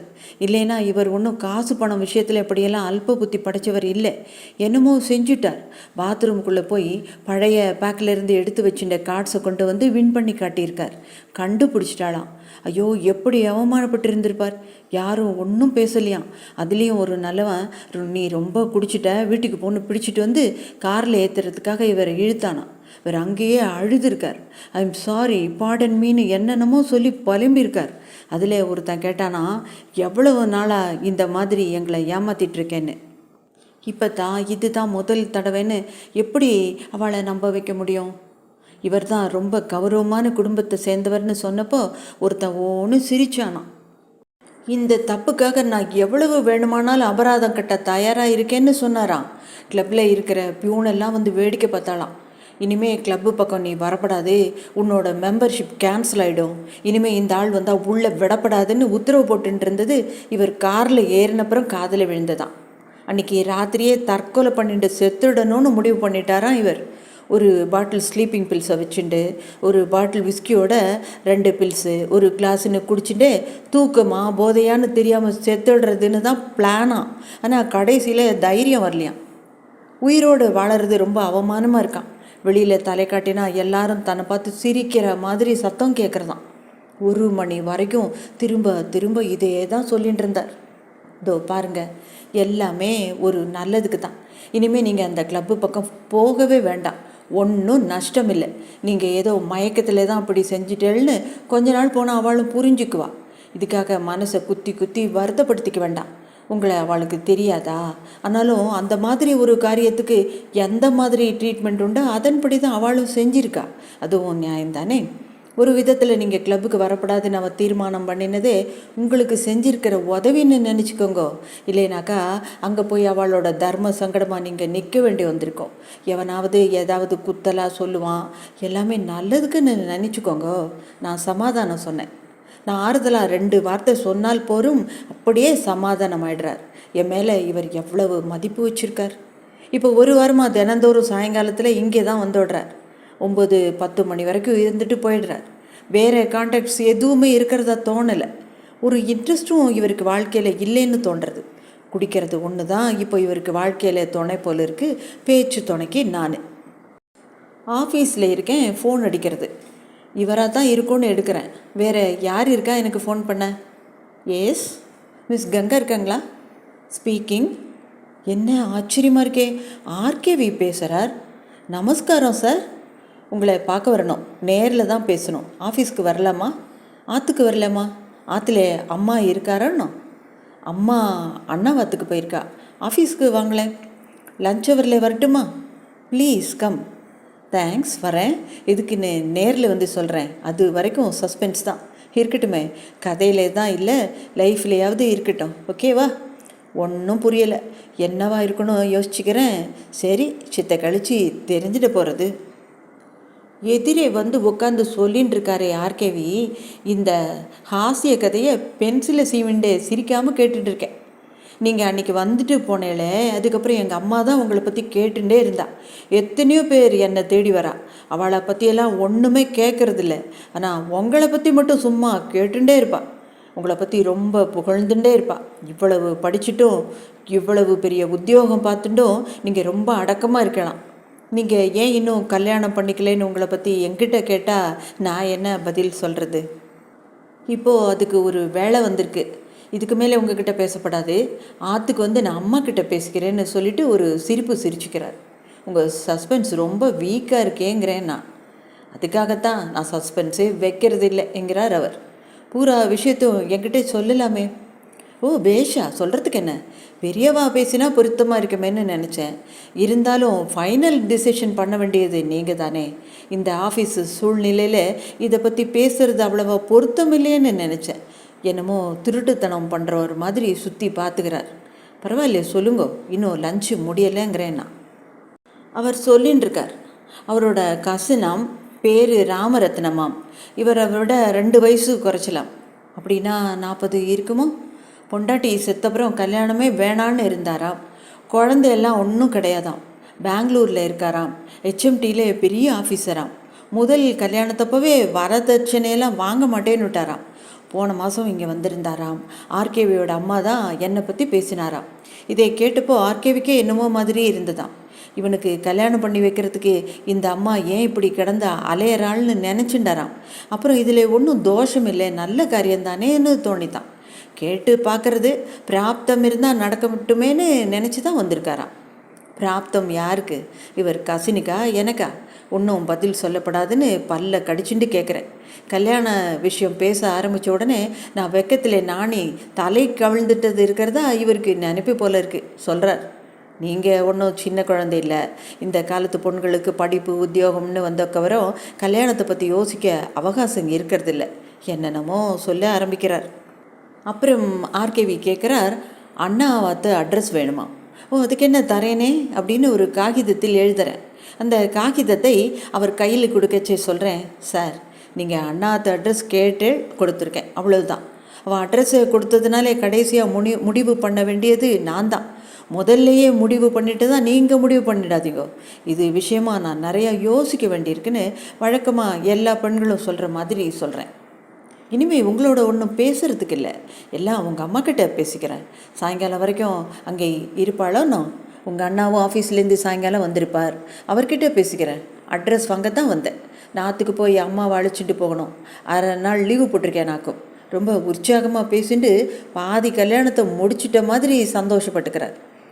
ஆர்கேவி போனப்புறம் நான் இவருக்கு ஃபோன் பண்ணுறேன். சாயங்காலம் நான் நேராக ஆற்றுக்கு வந்துடுறேன், நீங்கள் ஆஃபீஸ்க்கு வர வேண்டான்னு சொல்கிறேன். ஆனால் நீங்கள் இன்றைக்கி ஆற்றுக்கு அவசியம் வரணுன்னு வற்புறுத்துறேன். ஒரு இன்ட்ரெஸ்டிங் நியூஸ் இருக்குது. நானும் சஸ்பென்ஸாக சொல்கிறேன். Anything about Manju? நோ, என்னை பற்றின நியூஸ் தான். Got a promotion? இன்னும் நீங்கள் கெஸ் பண்ணவே முடியாது. நேரில் வாங்க சொல்கிறேன். அட்லீஸ்ட் அப்படி ஒரு நியூஸை கேட்குற சந்தோஷமாவது உங்களுக்கு கிடைக்கட்டும் அப்படின்னு சிரிக்கிறேன். சரி சரி, நேரில் வந்து தெரிஞ்சிக்கினா போச்சு. வேறு என்ன விஷயம் ஒன்று கேட்குறார். நத்திங்னு சொல்கிறேன். ரொம்ப பிஸியாக இருக்கியா? நீங்கள்? ஒரு லெட்டரை டிக்டேட் பண்ணிகிட்டு இருந்தேன். டிஸ்டர்ப் பண்ணிட்டேனா? முடிச்சிட்டேன். உங்களை உங்கள் ஆஃபீஸில் நீங்கள் பிஸியாக ஒர்க் பண்ணிட்டு இருக்கிறச்ச வந்து பார்க்கணுன்னு தோன்றது. நான் இங்கேருந்து கற்பனை பண்ணி பார்க்குறேன், ஆனாலும் தெளிவாக தெரியல. ஒரு நாளைக்கு நான் உங்கள் ஆஃபீஸ்க்கு வரப்போகிறேன் அப்படின்னு சொல்கிறேன். ஓ, நீ வந்ததே இல்லைல்ல? எனக்கு தோணவே இல்லையே. இப்போவே வரியா? ஐல் சென்ட் த கார். இன்றைக்கி வேண்டாம், இன்னொரு நாள் உங்களுக்கு சொல்லாமல் திடீர்னு வந்து நிற்க போகிறேன். ஓ எஸ், ஓகேன்னு பேச்சை முடிச்சுக்கிறேன். ஓகேன்னு இவரும் சொல்கிறார். ரிசீவரை நானும் வைக்கலை, இவரும் வைக்கலை. இவர் வைக்கட்டும்னு நான் காத்துட்டுருக்கேன். நான் வச்சப்புறம் வைக்கலான்னு இவர் இருக்கார் போல் இருக்கு. சரி, ஃபோனை வைங்கோ அப்படின்னு சொல்கிறேன். இல்லை, நீ தானே கால் பண்ண, நீயே கட் பண்ணணும்னு சொல்கிறார். என்ன ட்ரெஸ் பண்ணிட்டுருக்கே? ட்ரெஸ்ஸா? இரு பார்த்து சொல்கிறேன். ஏன்னா உன்னோட பேசிக்கினே இருந்தேன்னா மறந்துட்டுது. க்ரே கலர் சூட்டு, க்ரீம் கலர் டெரிகாட் ஷர்ட்டு, க்ரேயும் ரெட்டும் கலந்த டை, பிளாக் ஷூஸ். நான் கேட்குறதுக்கெல்லாம் ரொம்ப சின்சியராக பதில் சொல்லிகிட்டு இருக்கார். இதே ட்ரெஸ்ஸோட வாங்கோ, நான் உங்களுக்காக லுங்கி வாங்கி வச்சுருக்கேன். சாயங்காலம் வாங்க போகிறத ஞாபகத்தில் வச்சுட்டு வாங்கிட்டதாகவே சொல்கிறேன். எப்போ வாங்கினேன், எங்கே போய் வாங்கினேன்? சின்ன குழந்த மாதிரி குதூகலமாக கேட்குறார். எங்கேயோ எப்போவோ வாங்கினேன் அப்படின்னு பிகு பண்ணிக்கிறேன். இப்போ புரிஞ்சுக்கினேன் உன் சஸ்பென்ஸை. எனக்கு என்னவோ ப்ரெசன்டேஷன் வாங்கி வச்சுருக்கேன். ஐயோ இல்லை, டோன்ட் கெஸ் அப்படின்னு அழுத்தமாக சொல்கிறேன். சரி, என்ன மணி இப்போ 2:30 ஆகுது. இன்னும் 3 மணி நேரத்தில் தெரிஞ்சுட்டு போகுது. ஓகே, கடைசியில் நான் தான் பேச்சை முடிச்சுட்டு ரிசீவரை வைக்கிறேன். சாயங்காலம் ஆச்சு. இந்நேரம் அங்கே கணேசன் ஆற்றுல என்னென்ன நடந்துட்டுருக்கோன்னு கற்பனை பண்ணிட்டு டாக்ஸியில் ஏறி கடைக்கு போய் இவருக்கு 3 லுங்கி வாங்கிட்டு வரேன். மணி யாருதே, இன்னும் இவரை காணுமே. ராத்திரிக்கு சாப்பிட என்ன பண்ணுறது? அதுக்குள்ளே நைட்டு சாப்பிட ஏதாவது செஞ்சு வச்சிடலாம். ரவா இருக்குது, வெஜிடபிள்ஸ் இருக்குது. உப்புமா பண்ணினா என்ன? போருமே. கொஞ்சம் கேசரி பண்ணினாலும் நன்னா இருக்கும். இதுக்கு தான் வேலை சுலபம். அடுப்பு எரியறது, நெய் மணக்கிறது. இவர் வந்துட்டார். கார் சத்தம் கேட்டு கையில் கரண்டியோடு வந்து எட்டி பார்க்குறேன். சொன்ன மாதிரியே அதே ட்ரெஸ்ஸோடு வரார். கையில் மினி பார். சித்தி உட்காருங்க, வந்துட்டேன். நீங்கள் வரத்துக்குள்ளே முடிச்சிடலான்னு தான் ஆரம்பித்தேன். அடுப்படியில் இருக்கிறத கிளறிண்டே இங்கேருந்து கத்துறேன். ஒன்றும் அவசரம் இல்லை, take your own time. Paper எடுத்து பிரிச்சுக்கிறார். எல்லா வேலையும் முடிச்சுட்டு வந்து இவரை நன்னா உத்து பார்க்குறேன். நான் சொன்னேனேங்கிறதுக்காக ஆற்றுக்கு போய் குளிச்சுட்டு அதே ட்ரெஸ்ஸை பண்ணிட்டு வந்திருக்கார். தாடியை ட்ரிம் பண்ணிவிட்டு அப்புறம் நன்னா தான் இருக்குது. லுங்கி எடுத்துகிட்டு வந்து இவர்கிட்ட கொடுக்குறேன். பார்த்துட்டு வெரி குட் அப்படிங்கிறார். கொஞ்சோண்டு ஸ்வீட் சாப்பிட்றல? என்னவோ பண்ணியிருக்கேன், எப்படி இருக்கோன்னு சொல்லிட்டு ஒரு சின்ன தட்டில் வச்சு ஸ்பூனும் போட்டு கொண்டு வந்து நீட்டுறேன். உனக்கு? உங்களை டெஸ்ட் பண்ணிவிட்டு அப்புறம் சாப்பிட்றேன். ஸ்பூன்னால் எடுத்து கொஞ்சோண்டு சாப்பிட்டுட்டு பேஷ் ரியலி குட் அப்படின்னு கன்வின்சிங்காக வேற சொல்கிறார். சரி, ஸ்வீட் கொடுத்தாச்சு. How about the good news? என்னமோ சொல்ல போகிறேன் நீ அப்படிங்கிறார். ஐயோ, என்னமோ இதுக்காகத்தான் நான் ஸ்வீட் கொடுத்த மாதிரின்னா எடுத்து கஷ்டமே. அதுக்கும் இதுக்கும் ஒன்றும் சம்மந்தம் இல்லைன்னு அந்த ஐடியாவை அவசரமாக மறுக்கிறேன். நான் சம்மந்தப்படுத்திக்கிறேன் அப்படிங்கிறார் இவர். இன்றைக்கி லஞ்ச் ஹவரில் ஆர்கேவி என்னை பார்க்குறதுக்காக வந்தார்.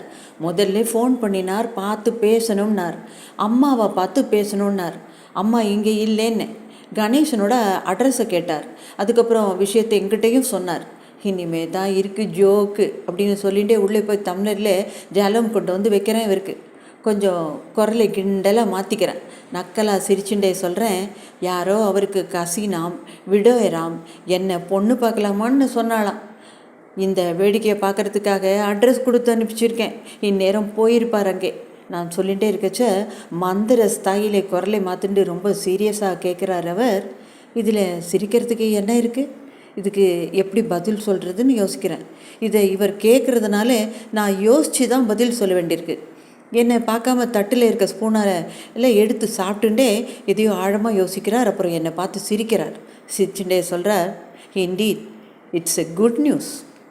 நான் உதட்ட பிதுக்கிக்கிறேன். நான் இதை இவ்வளவு அலட்சியமாக ஒதுக்கிறது இவருக்கு பிடிக்கல போல இருக்குது. Ganga, really I consider this is a good news. But I don't. இவர் சொன்னதை நறுக்கிற மாதிரி பதில் சொல்கிறேன். இவர் இங்கிலீஷ்லே தான் சொல்கிறார். அவசரப்படாதே, எங்கேயோ தூரத்தில் சம்மந்தம் இல்லாமல் இருக்க ஆர்கேவியோட ரோல் இருக்கே உன் லைஃப்பில், இட்ஸ் சம்திங் ரிமார்க்கபிள். எதையோ சொல்ல போய் எங்கேயோ எக்கச்சக்கமாக வந்து மாட்டிட்ட மாதிரி நான் முழிக்கிறேன். என்னுடைய விருப்பத்திற்கு மாறாக இவர் பேசினதே இல்லையே, பேசவோ நினைக்கவோ மாட்டார்கிற நம்பிக்கையில் இப்போ இப்படி வந்து மாட்டின்றனே. இந்த விஷயத்தில் இவர் காட்டுற உற்சாகத்தையும் உறுதியும் பார்த்தா இதை எப்படி நான் மறுத்து பேசுறதுன்னு பயமாக இருக்குது. ஆனால் மறுத்து தான் நான் பேச போகிறேன்.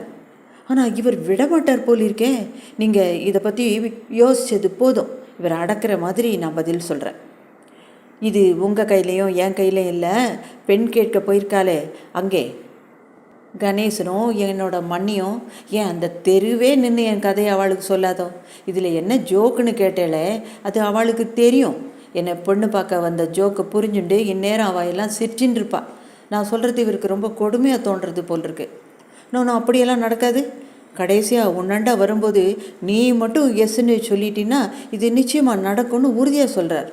சரி சரி, எல்லாம் முடிஞ்சு என்கிட்ட வரட்டும், அப்போ பார்த்துக்கோம்னு இந்த விஷயத்தை இதோட முடிக்கிறேன்.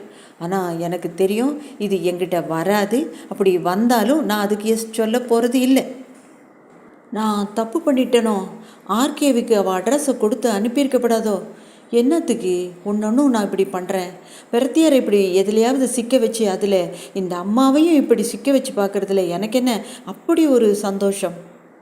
இவர் மஞ்சுவுக்கு கூட இவ்வளவு புத்தி சொல்ல மாட்டார் போல் இருக்கு. அவ்வளவு சொல்கிறார். வாழ போகிற பொண்ணுக்கு பெத்தவ கூட அப்படி அட்வைஸ் பண்ண மாட்டா, அவ்வளவு சொல்கிறார்.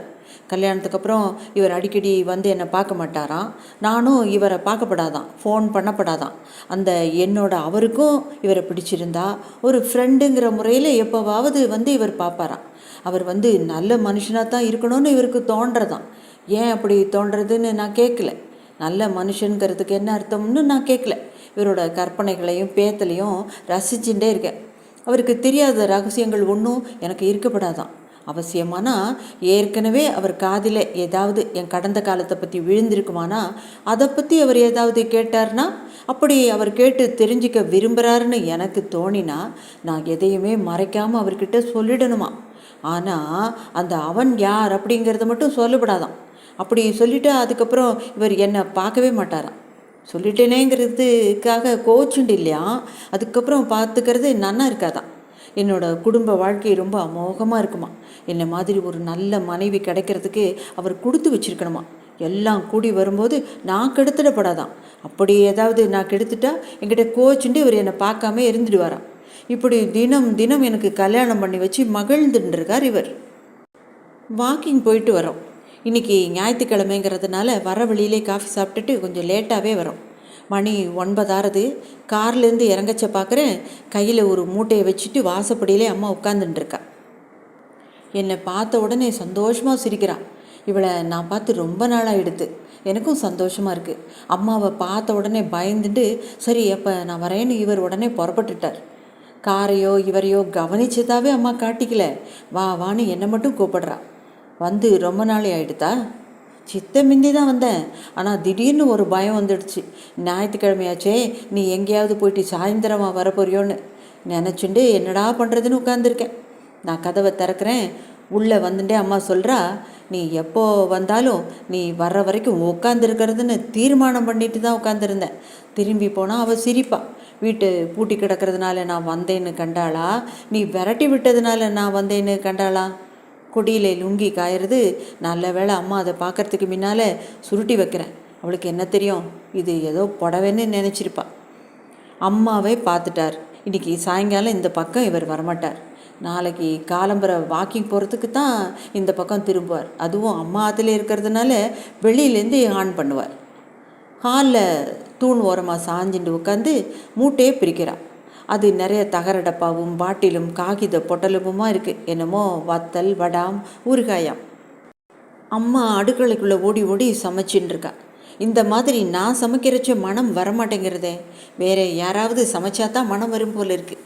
ஈர கையை தொடச்சுண்டு அம்மா ஹாலுக்கு வரா. வந்து சோஃபாவிலே உட்காந்துக்கிறா. உள்ளே படிச்சுட்டு இருக்கிற என்னை பார்க்குறா. நீ சொல்லுவியே ஆர்கேவின்னு அவர் வந்திருந்தார். நீ கூட அவாத்துக்கு போயிருந்தியாமே, அட்ரஸ் கூட நீ தான் கொடுத்தேன்னு சொன்னார். அதுக்கு மேலே உனக்கு ஒன்றும் தெரியாதுன்னு சொன்னார். அவரோட அவள் அம்மாவும் வந்திருந்தா. ரொம்ப தங்கமான மனுஷா. காலி பயல் காவாலி பயல்னு அநியாயமாக சொல்லின்னு இருந்தாரே அந்த வெங்கண்ணா, எவ்வளவு நல்ல மாதிரி தெரியுமோ. அவர் தான் இந்த கதையெல்லாம் எழுதுகிறவர்னு தெரிஞ்ச உடனே அதுக்காக ஒரு கூட்டமே கூடிடுத்து அவரை சுற்றி. அவள் போனப்புறம் கணேசன் என்னென்னமோ என்னை பற்றி ரொம்ப கேவலமாக பேசினானான். ஒருத்தனை கல்யாணம் பண்ணிட்டு ஒழுங்காக குடித்தனம் நடத்துகிற யோகியதை அவளுக்கு இருக்கா? என்னமோ அவர் தான் தெரியாமல் வந்து பொண்ணு கேட்டுட்டாருன்னா அதுக்காக ஒரேடியாக பூரிச்சு போறியேன்னு குத்தி காமிச்சானான். இன்னும் என்னென்னமோ சொன்னானான்.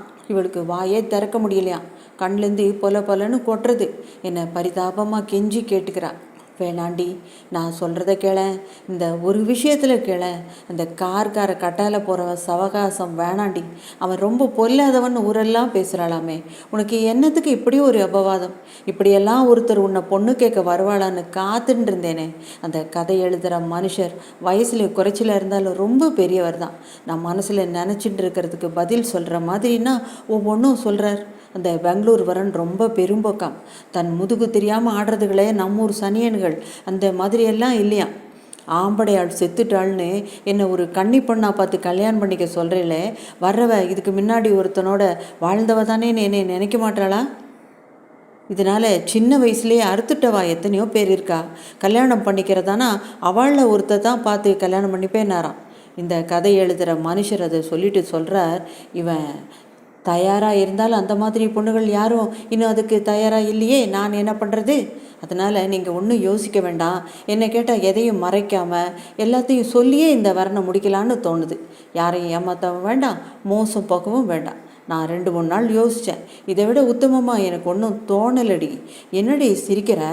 இவ கேட்ட பிறதான் எனக்கும் புரியுது நான் சிரிச்சுன்னு இருக்கேன்னு. இவ பேசுகிற நியாயத்துக்கு சிரிக்காமல் வேற என்ன பண்ணுறது? என்னை யாரோ கல்யாணம் பண்ணிக்க தயாராக இல்லாமலா நான் இத்தனை வருஷமாக இப்படி இருக்கேன்? அப்படி இவன் நினச்சிட்டு இருக்காங்கிறதுக்கு புரியறச்ச எனக்கு சிரிப்பு தான் வர்றது. என் மனசுக்கு எல்லா விதத்துலேயும் பிடிச்சிருக்கிற இவர்கிட்டையே நான் இப்படி விலகி இருக்க மாட்டேன். இவரை விட எனக்கு பிடிச்சி இன்னொரு புருஷாக இருக்கவே முடியாது. நான் தைரியமாக என் மனசுக்குள்ளே முதல் தடவையாக இறுதியாக நினைக்கிறேன், எஸ் ஐ லவ் ஹிம்.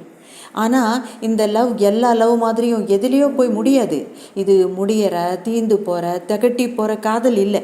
இவரை பிரியவோ இவரை இழக்கவோ நான் எந்த சூழ்நிலையிலும் சம்மதிக்க மாட்டேன். இவர் கேட்டார்னா இவருக்காக நான் எதையும் தருவேன், இந்த உடம்பு உட்பட. ஆனால் இவரை விரும்பினா கூட இவரை விட்டு பிரிஞ்சு நான் இருக்க ஒரு காலம் சம்மதிக்க மாட்டேன். இவருக்கும் கூட இது புரியலையேன்னு நான் நினச்சி சிரிச்சுக்கிறேன். இதெல்லாம் எப்படி இந்த அம்மாவுக்கு விளக்கி புரியற மாதிரி சொல்ல முடியும்? கணேசன் சொல்கிறது இருக்கட்டும், ஆசை நம்ம அறிவை மறைச்சிடப்படாது. அதெல்லாம் ஒன்றும் நடக்கிற காரியம் இல்லை. அதை பற்றி பேசி பேசி ஏதாவது கற்பனையை வளர்த்துட்டு கஷ்டப்படாதே. அம்மா மனசு இந்த பதிலை கேட்டு இப்படி துடிக்கிறதுன்னு எனக்கு புரியுது. இதுக்கு மேலே தொடர்ந்து இவளை ஏதாவது பேசினா எனக்கு கோபம் வந்துடுமோன்னு பயமாக இருக்குது. அம்மா பெருமூச்சு விட்டுண்டு இதுக்கு மேலே நான் வாயை திறந்தா என்ன வருமோங்கிற பயத்தோடு எழுந்து உள்ளே போயிடுறா. நான் படிக்க ஆரம்பிக்கிறேன். எடுத்தேன் கவுத்தேன்னு என்னை பேசிட்டா ஆச்சா? நல்லா யோசிச்சு பாரு. பார்க்குறவா கண்டதும் பேசுகிறாளே, நீயும் கௌரவமாக வாழணும்னு எனக்கு ஆசையினாலே தானே இப்படி சொல்கிறேன் சொல்லிட்டு முந்தானையில கண்ணை தொடச்சிக்கிறான். சாயங்காலம் கணேசன் வரான். இவன் வந்து என்னை ஏதாவது கேட்பானோன்னு எனக்கு பயமாக இருக்குது. இவனோட நான் பேசி எத்தனையோ வருஷமாச்சு. இவனாக வந்து என்னை ஏதாவது கேட்டால் என்ன பதில் சொல்கிறதுன்னு எனக்கு ஒன்றுமே புரியலை. என்ன சொல்கிறா? அம்மாவை கேட்குறான். அம்மா என்ன சொன்னான்னு தெரியல. என் காதிலே விழட்டுன்னு சத்தமாக சொல்கிறான் கணேசன். ஏதோ தலையெழுத்து, நம்ம குடும்பத்தில் நடக்கக்கூடாததெல்லாம் நடந்துடுது. அதுக்காக போட்டி போட்டுண்டு கெட்டு போகணுமா என்ன? கெட்டு போகிறதுக்கு சந்தர்ப்பம் வரும்போது முன்னே பின்னே யோசிக்காமல் கெட்டு போய்டுறோம். நன்னா இருக்கிறதுக்கு வேலை வர்றச்ச மேலையும் கீழையும் பார்த்துட்டு நிற்கிறோம்னா இதை விதின்னு சொல்லாமல் என்னென்னு சொல்கிறது?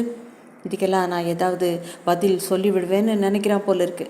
நான் பேசாமல் இருக்கிறத பார்த்துட்டு அவனே அறை வாசல் படியிலே வந்து நிற்கிறான். உன் இஷ்டப்படி இருக்கணும்னு தான் உன்னை விட்டாச்சு. இப்போவும் உன்னோட நல்லதுக்கு தான் சொல்கிறேன். ஆனது ஆச்சு. இப்போ இதுக்கும் நீ முரண்டு பிடிச்சிட்டு நின்னா உன் வாழ்க்கை இப்படியே 4 பேர் சிரிக்கிற மாதிரி தான் இருக்கும். நீ எனக்கு குழந்தையா? அம்மா தான் ரொம்ப ஆசைப்பட்டா. எனக்கு தெரியும் உன் குணம். எனக்கு மட்டும் ஆசை இல்லையா என்ன? அதனாலே தான் எங்களையெல்லாம் நீ மதிக்கிறவ இல்லைன்னு தெரிஞ்சும் வந்து சொல்கிறேன். Last chance. இதையும் நீ எங்கள் சொல்ல கேட்காம மதிக்காமல் விட்டுட்டா உனக்கும் எங்களுக்கும் இந்த ஜென்மத்துக்கு ஒட்ட போகிறது இல்லைன்னு ஆயிடும். எனக்கு என்ன, உன்னை பெத்த பாவத்துக்கு அம்மா தான் சாகிற வரைக்கும் கஷ்டப்பட்டுண்டு நிம்மதி இல்லாமல் தவிக்க போகிறான். நான் அவனை திரும்பி பார்க்கிறேன். ஒன்றும் பேச தோணலை. எப்படி பேசுறதுன்னு புரியலை. அம்மா ஹாலில் நின்றுருக்கா போல இருக்கு. நோ, என்னால் அதை நினச்சி கூட பார்க்க முடியல. உனக்கு கல்யாணம் ஆகும்னு நாங்களும் தான் நினச்சி கூட பார்த்துக்கல. நம்ம நினைக்காததும் கற்பனை பண்ணாததும் நடக்கவே கூடாதா என்ன? ஒழுங்காக யோக்கியமாக வாழணுங்கிற ஆசை இருந்தால் இந்த சான்ஸை நீ விட மாட்டேன்னு கொஞ்சம் கடுமையாக ஆனால் உரிமையோடு சொல்கிறான். இல்லைன்னா உன்னை காரில் ஏற்றிட்டு சுற்றுறானே இந்த பிரபு, அவனையே உன்னை கல்யாணம் பண்ணிக்க சொல்லேன் பார்ப்போம். கேட்டியானா அதுக்கப்புறம் உன்னை திரும்பி கூட பார்க்காம ஓடி போயிடுவான் தெரியுமா? பயமுறுத்துறான் என்ன. கல்யாணம்னு பண்ணிண்டா தானாங்கிற சொல்லிவிட்டு நாக்க கடிச்சிக்கிறேன். அம்மா கேட்டியா இவ சொல்கிறத? கல்யாணம் பண்ணிண்டா தானான்னு கேட்குறா. என் மனசுக்குள்ளே சிரிச்சுக்கிறேன். என்னத்துக்கு இவக்கிட்ட வீண் பேச்சு? இவ பிடிச்சா ஒரேடியாக தான் நிற்பா. எல்லாத்துக்கும் துணிஞ்சு நிற்கிறான். பெத்த பாவம் நான் படுறேன். நீ என்னத்துக்கு இவளோட பேச்சு வச்சுக்கிற? எல்லாம் என் தலையெழுத்து ஊரெல்லாம் சொல்கிறது தான் உண்மை போல. அம்மா முனைகி புலம்பி அழறான். எனக்கு யாரையோ கல்யாணம் பண்ணிக்க இஷ்டம் இல்லைன்னா அதுக்காக நீங்கள் எல்லோரும் என்னத்துக்கு இப்படி அழுத்துக்கிறேன்? இஷ்டம் இல்லைன்னா விட வேண்டியது தானே. என் மேலே நீங்கள் இவ்வளோ அக்கறை வச்சுருக்கேன்னு சந்தோஷப்படுறேன். ரொம்ப தேங்க்ஸ். இதோட விடுங்க. எல்லோருமே அதுக்கப்புறம் மௌனமாக இருக்கும். எப்படியும் என்னை வளைச்சி அவள் இஷ்டப்படி இந்த கல்யாணத்துக்குள்ளே அடைக்க முடியாதுன்னு அவளுக்கே தோணிடுத்து போல் இருக்கு. கணேசன் போயிட்டான். எனக்கு இவரை பார்க்கணும் போல் இருக்குது. காலையிலே சொல்லியிருந்தா வந்திருப்பார். நாளைக்கு காலையில் வாக்கிங் போகிறச்சு தான் பார்க்க முடியுங்கிற நினப்பு ஒரு ஏக்கம் மாதிரி மனசுக்குள்ளே இருக்குது. எனக்கு இப்போ இவர் வேணும். இவரை பார்த்து இவர் பக்கத்தில் உட்கார்ந்து பேசின்னு இருந்தால் எனக்கு என் வாழ்க்கை நிறைவாயிடும். எனக்கு அது போதும். இப்போ நான் வாக்கிங் போக போகிறேன். D.L. கணேசன், கங்காவின் சகோதரன் என்று ஆங்கிலத்தில் எழுதிய ஒரு காகிதத்தை பிரபுவின் ஆஃபீஸ் மேனேஜர் கொண்டு வந்து பிரபுவிடம் நீட்டுகிறார். வர சொல்லுங்க. தனது ஆஃபீஸ் மேலதிகாரியின் ரூமுக்குள் நுழைகிற பயபக்தியோடு கணேசன் உள்ளே நுழைவதை பிரபு பார்க்கிறான். இதற்கு முன்னால் அவனை இவன் பார்த்ததே கிடையாது. தனக்கு ஒரு அண்ணன் இருக்கிறான் என்றும் தன்னை அடித்து வீட்டை விட்டு துரத்தியதையும் இப்போதும் கூட தன் மீது ஏதாகிலும் ஒரு அவதூறை சுமந்து கொண்டு வந்து அவன் வசைப்பாடி விட்டு போவதையும் கங்கா பிரபுவிடம் சொல்லி இருக்கிறாள். அவனை பற்றி அவள் சொல்லும்போது அவனது கோபத்தையும் வெறுப்பையும் அவள் வருணித்த போது அவனை பற்றி இவன் மனதில் ஏற்பட்டிருந்த சித்திரத்துக்கும் இப்போது எதிரே வந்து நிற்கும் அவன் தோற்றத்துக்கும் நிறைய வித்தியாசம் காண்கிறான் பிரபு. தன்னை ஒத்த வயதோ தனக்கு ஓரிரு வயது குறைச்சலாகவோ அவனுக்கு இருக்க வேண்டும். வாழ்க்கையில் வறுமையிலும் எளிமையிலும் அடிபட்டு பதப்பட்டு போனவன் மாதிரி தெரிகிறது. தலையெல்லாம் பாதிக்கு பாதி கலந்துவிட்ட நரை. வந்தவுடன் குட் மார்னிங் சார் என்று ஒரு குமாஸ்தா தனத்துடன் இவனை வணங்கி ஒரு ஓரமாக நிற்கிறான் கணேசன். Please sit down. எதிரில் இருந்த நாற்காலி ஒன்றை காட்டுகிறான் பிரபு. அதில் மிகவும் அடக்கத்துடன் 2 முழங்கால்களையும் சேர்த்து ஓட்ட வைத்து உட்கார்ந்து கொண்ட கணேசன் தன் காக்கி பையை பக்கத்தில் தரையில் வைத்தபோது டொங்கென்று டிஃபன் பாக்ஸ் சத்தம் கேட்கிறது. உங்களுக்கு என்ன வேணும்? காஃபி? 3/4 அடி உயரமுள்ள 2 கிளாஸ்களில் ஸ்ட்ராவுடன் கூல்ட்ரிங்கை கொண்டு வந்து இவர்கள் முன்னால் வைத்துவிட்டு போகிறான் பியூன். நான் இப்போ எதுக்கு இங்கே வந்திருக்கேன்னா என்று அவன் ஆரம்பித்த போதுதான் இவன் எதற்கோ வந்திருக்கிறான் என்று புரிந்து கொள்ளுகிறான் பிரபு. ஓ, உங்களுக்கு ஏதாவது நான் செய்யணுமா? ஆங்கிலத்தில் கேட்கிறான். கணேசனும் ஆங்கிலத்திலே சொல்கிறான். கடைசியில் இவ்வளவு காலத்துக்கு பிறகு என் சகோதரிக்கு ஒரு வரன் வந்து வாய்த்திருக்கிறது. அம்மாவும் இதை எப்படியாவது முடிச்சுடணும்னு ஆசைப்படுறா. இந்த கல்யாணம் நடக்கிறதுனா அது உங்கள் கையில் தான் இருக்குது என்றதும் பிரபு சந்தோஷத்தில் வாய் விட்டு சிரிக்கிறான். அப்படியானால் இந்த கல்யாணம் நடந்து விட்டது என்று முடிவு செய்து கொள்ளுங்கள். இந்த கல்யாணத்தை உங்கள் எல்லாரையும் விட நான் தான் அதிகம் விரும்புகிறேன். இதை பற்றி கங்காவோடு விவாதித்து கொண்டிருக்கிறேன். வாழ்க்கையில் ஏற்பட்ட கசப்பான அனுபவங்கள் கங்காவுக்கு கல்யாணத்தின் மீது வெறுப்பை ஏற்படுத்தியிருக்கிறது. நீங்கள் மேற்கொண்டு செய்ய வேண்டியதெல்லாம் செய்யுங்கள். எல்லாம் சரியாகிவிடும். என் மகளுக்கு கல்யாணம் ஆக போகிறதுனா கூட நான் இவ்வளோ தூரம் அதை பற்றி கற்பனை பண்ணிகிட்டு இருக்க மாட்டேன். கங்கா பற்றி என்னிடம் சொன்ன நாளிலேருந்து நான் அவளது கல்யாண வாழ்க்கையை பற்றி தான் கற்பனை பண்ணிகிட்ருக்கேன். You know, she is an angel. அவளை சகோதரியாக பெற்றதற்கு நீங்கள் சந்தோஷப்படணும். அவளுக்கு நான் நண்பனான பிறகு என்னை அவள் எப்படியெல்லாம் உருவாக்கி இருக்கிறா தெரியுமா? என் குடும்பத்துக்கு அவள் எப்படிப்பட்ட உதவியெல்லாம் செய்திருக்கிறா தெரியுமா? இதை பற்றியெல்லாம் பேசுகிறதுக்கும் புகழறதுக்கும் எனக்கு சந்தர்ப்பமே வரல. அவளோட நல் வாழ்வுக்காக நான் என்ன வேணுமானாலும் செய்வேன். இப்போது நான் என்ன செய்யணும்? கங்காவின் கல்யாணத்துக்காக தான் எதுவும் செய்ய முடியும் என்பதை இவன் இவ்வளவு உண்மையாக கூறுகிறான் என்பதை கணேசனால் புரிந்து கொள்ள முடியாவிட்டாலும் இவன் ரொம்ப நல்லவன். தன்னை பற்றி மற்றவர்கள் என்ன நினைக்கிறார்கள் என்பது கூட தெரியாத அளவுக்கு நல்லவன். தான் சொல்வதையெல்லாம் எல்லாரும் நம்பி விடுவார்கள் என்று எல்லாரையும் நம்புகிற அளவுக்கு நல்லவன் என்று கணேசனுக்கு புரிகிறது. இவனுக்காக வருத்தப்படுகிற மாதிரி ஒரு சின்ன சிரிப்புடன் சொல்லுகிறான் கணேசன். நான் ஏதாவது சொன்னால் தப்பாக நினச்சிக்க மாட்டீங்களே? நாட்டுட்டால் சொல்லுங்கள். உங்களையும் என் தங்கையையும் பற்றி மற்றவங்க என்ன பேசுகிறாங்கன்னு தெரியுமா? உண்மை எப்படியும் இருக்கட்டும், பொதுவாக என்ன பேசிக்கிறாங்கன்னு உங்களுக்கு தெரியுமா என்று கணேசன் கேட்டபோது பிரபு சிகரெட்டை ஆழ்ந்து புகை இழுத்து கொண்டு கண்களை மூடி யோசிக்கிறான். Yes, I know, I am sorry, you know என்று அவன் எதையோ சொல்ல ஆரம்பிக்கிற போது இவன் மிகவும் உணர்ச்சி வசப்பட்டு இருக்கிறான் என்பதை புரிந்து கொண்ட கணேசன், நோ, நான் அதுக்காக எனக்கு ஒரு விளக்கமும் நீங்கள் சொல்ல வேண்டாம். எங்கள் பொண்ணை பற்றி எங்களுக்கு தெரியாதா? நான் சொல்ல வர்றது என்னென்னா, எல்லாத்துக்கும் அப்புறம் இவ்வளவுக்கும் மேலே இவளுக்கு ஒரு வரன் வரது. அந்த வரனை பற்றி சொல்கிறதெல்லாம் கேட்கும்போது இவளோட பாஸ்ட்டை பற்றி எல்லாம் பாதர் பண்ணிக்கிறாளாவே தெரியல. மேற்கொண்டு சொல்ல தன் மனசு தாங்காததால் வார்த்தை வராமல் தடுமாறுகிறான் கணேஷ். கண்டினியூ. அவன் சொல்ல வந்த விஷயத்தை இவ்வளவு மந்த புத்தியோட பிரபுவும் கூட அவன் சொல்லாமலே புரிந்து கொள்கிற அளவுக்கு அந்த நிலைமை இருந்தது. உங்கள் கங்காவை நான் சந்திக்கிறத நிறுத்தினா அதுவே இந்த கல்யாணம் நடப்பதற்கு நான் செய்கிற உதவியாக இருக்கும், அப்படி தானே சொல்ல வரீங்க?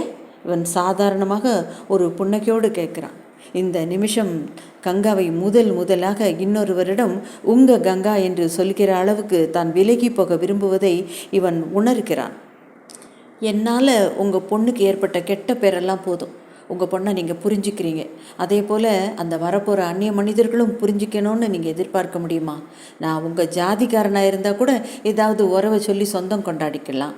நான் ஒதுங்கி கொள்வது தான் நல்லது. என்னோட உறவு கொண்டு அவள் என்ன நன்மையை காணப்போகிறாள்? எவ்வளவு வேடிக்கையான நியாயம் பார்த்தீர்களா? எனக்கு இதில் கொஞ்சம் கூட வருத்தம் இல்லை, எனக்கு ரொம்ப பெருமையாக இருக்குது. நான் இன்னொன்று கூட சொல்லணும், சமீப காலத்தில் உங்கள் கங்காவோடு கலந்து பேசாமல் நான் எந்த முடிவும் எடுத்ததே இல்லை. இந்த விஷயத்தில் எவளோடு கலந்து பேசினா இந்த முடிவை எடுக்க முடியாதுங்கிறதுனால நானாகவே இந்த முடிவுக்கு வந்துட்டேன். இதை நீங்கள் என் பொருட்டு அவளுக்கு விலக்கி சொல்லணும். இந்த கல்யாணத்துக்கு அவள் சம்மதம் தந்து நாள் குறித்த பிறகு தான் நான் அவளை பார்க்க வருவேன்னு நீங்கள் சொல்லணும். அது வரைக்கும் அவள் கல்யாணத்தன்று அவளுக்கு என்னென்ன பரிசு கொடுக்கலாம் என்ற கற்பனையிலே நான் அழுந்திருப்பேன்னு சொல்லணும். அவள் வாழ்க்கை ரொம்ப அமோகமாக இருக்கும்னு எனக்கு தோணுது. நம்ம நல்லதே எதிர்பார்த்து அவளுக்கு நல்லதே பண்ணுவோம். விஷ் யூ குட் லக் என்று எழுந்து கணேசனிடம் கை குலுக்கினான். மறுபடியும் அவன் கணேசனிடம் சொன்னான், இந்த கல்யாணத்துக்கு நீ சம்மதிக்காவிட்டால் மறுபடியும் அவர் உன்னை சந்திக்கவே மாட்டாராம் என்று போட்டு வையுங்கள் என்று கண்களை சிமிட்டிக்கொண்டே சிரிக்கிறான் பிரபு. கணேசன் மிகவும் பிரமித்து போய்விட்டான். அவளை சந்திக்கக்கூடாது என்று இவனிடம் தான் சொன்னதும் அப்படி தன்னிடம் சொல்ல துணிந்த தனது திமிருக்காக கோபித்து கொண்டு, போய் உன் தங்கையிடம் அதை சொல்லு, யூ கெட் அவுட் என்கிற மாதிரியான ஒரு சீனுக்கு தயாராக வந்த அவனுக்கு அங்கு நடந்த எதுவுமே எதிர்பாராத நிகழ்ச்சியை காண்பித்தது. ஒருவேளை நல்லவனாக புரிந்து கொள்வதில்லை, எல்லாருக்கும் சந்தோஷம்தான் ஏற்படும். இவன் எவ்வளவு நல்லவன் என்கிற விஷயத்தை போய் தன் குடும்பத்தார் எல்லாரிடமும் சொல்லிவிட வேண்டும் என்று அவன் மனசு துடிக்கிறது. சார், நீங்கள் ரொம்ப தங்கமானவர் சார். நான் கூட உங்களை பற்றி ரொம்ப தப்பாலாம் பேசியிருக்கேன், நினச்சா வெக்கமாக இருக்குது, மன்னிச்சுக்கணும். நீங்கள் ரொம்ப பெரியவர். நான் அப்புறம் வந்து பார்க்குறேன் சார் என்று மனம் திறந்து தமிழில் பேசி விடை பெற்று கொண்டு போகிறான் கணேசன். பிரபு ஒரு வினாடி கண்களை மூடி அவளுக்கு எல்லாம் நல்லபடியாக நடக்கணுமே என்று பிரார்த்தித்து கொள்ளுகிறான். பெரிய சதி நடக்கிறது. இந்த சதியில் எப்படி இவரையும் உடந்தையாக்கினாலோ தெரியலையே. இந்த பாவி கணேசன் போய் இவரை பார்த்தானமே, என்ன சொன்னானோ, எப்படி இவர் மனசை மாற்றினானோ. ஐயோ, இவர் மனசு எல்லாரையும் நம்பிடுற குழந்தை மனசாச்சே. இவரை நான் பார்த்தாகணுமே. 3 நாளாக என்னென்னவோ முயற்சி பண்ணுறேன், கிடைக்க மாட்டேங்கிறாரே. வீட்டிலையும் இல்லை, ஆஃபீஸ்லேயும் இல்லை, எப்போ ஃபோன் பண்ணாலும் இல்லைங்கிறாளே. இந்த பாவிகளுக்கு இதில் என்ன சந்தோஷம்? என்னையும் இவரையும் பிரிச்சுட்டாளா? நான் இவரை பார்க்கவே முடியாதா? எப்படி பார்க்காம இருக்க முடியும்? இவராலே இருக்க முடியுமா என்னை தனியாக்கிட்டாளா? எனக்கு யாருமே இல்லையா? இந்த அம்மா இவரை புகழறா, கணேசனும் ஒரேடியாக புகழறான். இனி என்னை இவர் பார்க்கவே வரமாட்டாராம். இவன் ரொம்ப தெரிஞ்சவன் மாதிரி சொல்கிறான். இவனும் இந்த அம்மாவை வீட்டிலேருந்து ஒழிஞ்சாதான் இவர் வர. அன்றைக்கி சொன்னாலே அம்மா, திரும்பி போனால் வீடு பூட்டி இருக்குன்னு வந்தேன்னு கண்டாளா, நீ விரட்டி விட்டு வந்தேன்னு கண்டாளா? இன்றைக்கி விரட்ட தான் போகிறேன். என்னோட நிம்மதியும் சந்தோஷத்தையும் கெடுக்கிற இவ கூடி கூடி சத்தி பண்ணுவா, நான் பொறுத்துன்னு இருக்கணுமா, கல்யாணம் பண்ணிக்கணுமா, கல்யாணம் பண்ணு. எனக்கு கோபம் வருது. நான் அந்த கோபத்தில் யாரை என்ன பண்ணுவேன், என்னையே என்ன பண்ணுவேன்னு தெரியல, அவ்வளவு கோபம் வருது. இந்த கோபம் இந்த மாதிரி இதுக்கு முன்ன எப்போவுமே வந்ததில்லை, எப்பவும் வராத மாதிரி எனக்கு கோபம் வருது. இவரை நான் பார்த்து 3 நாள் ஆச்சு. வாக்கிங் போய் 3 நாள் ஆச்சு. நான் தூக்கி 3 நாள் ஆச்சு. நான் சரியாக சாப்பிட்டு 3 நாள் ஆச்சு. நான் ஆஃபீஸ் வேலையில் பார்த்து 3 நாள் ஆச்சு. இன்றைக்கி எப்படியும் இவரை பார்த்துடுறதுன்னு காலையிலேயே புறப்பட்டு டாக்ஸி பிடிச்சி இவாத்துக்கு போகிறேன். எத்தனையோ மாதத்துக்கு அப்புறம் இவாத்துக்கு நான் போகிறேன். டாக்ஸிலே உட்காந்து ஹேண்ட்பேக்லேருந்து கண்ணாடி எடுத்து என் முகத்தை பார்க்குறேன். எனக்கே பயமாக இருக்குது. எந்த ரோடு வழியாக டாக்ஸி போகிறதுன்னு கூட நான் கவனிக்கலை. இவர் பங்களா வந்துட்டுது. எப்படியும் 3 நாளைக்கு அப்புறம் இப்போ இவரை பார்த்துட்டு போகிறேன். அதோ ஒரு கார் நிற்குது. இவரை பார்த்துட்டு நான் அழாமல் இருக்கணுமேனு மனசை திடப்படுத்திக்கிறேன். இனிமே என்னை இப்படி தவிக்க பண்ணிடாதீங்கன்னு கேட்டுக்கணும். டாக்ஸிக்காரனுக்கு காசை கொடுத்துட்டு ஓடுறேன் உள்ள. நல்ல வேளை மஞ்சு கையிலே புத்தகத்தை வச்சுட்டு லான்லேயே ஒலா திண்டு படிக்கிறான்.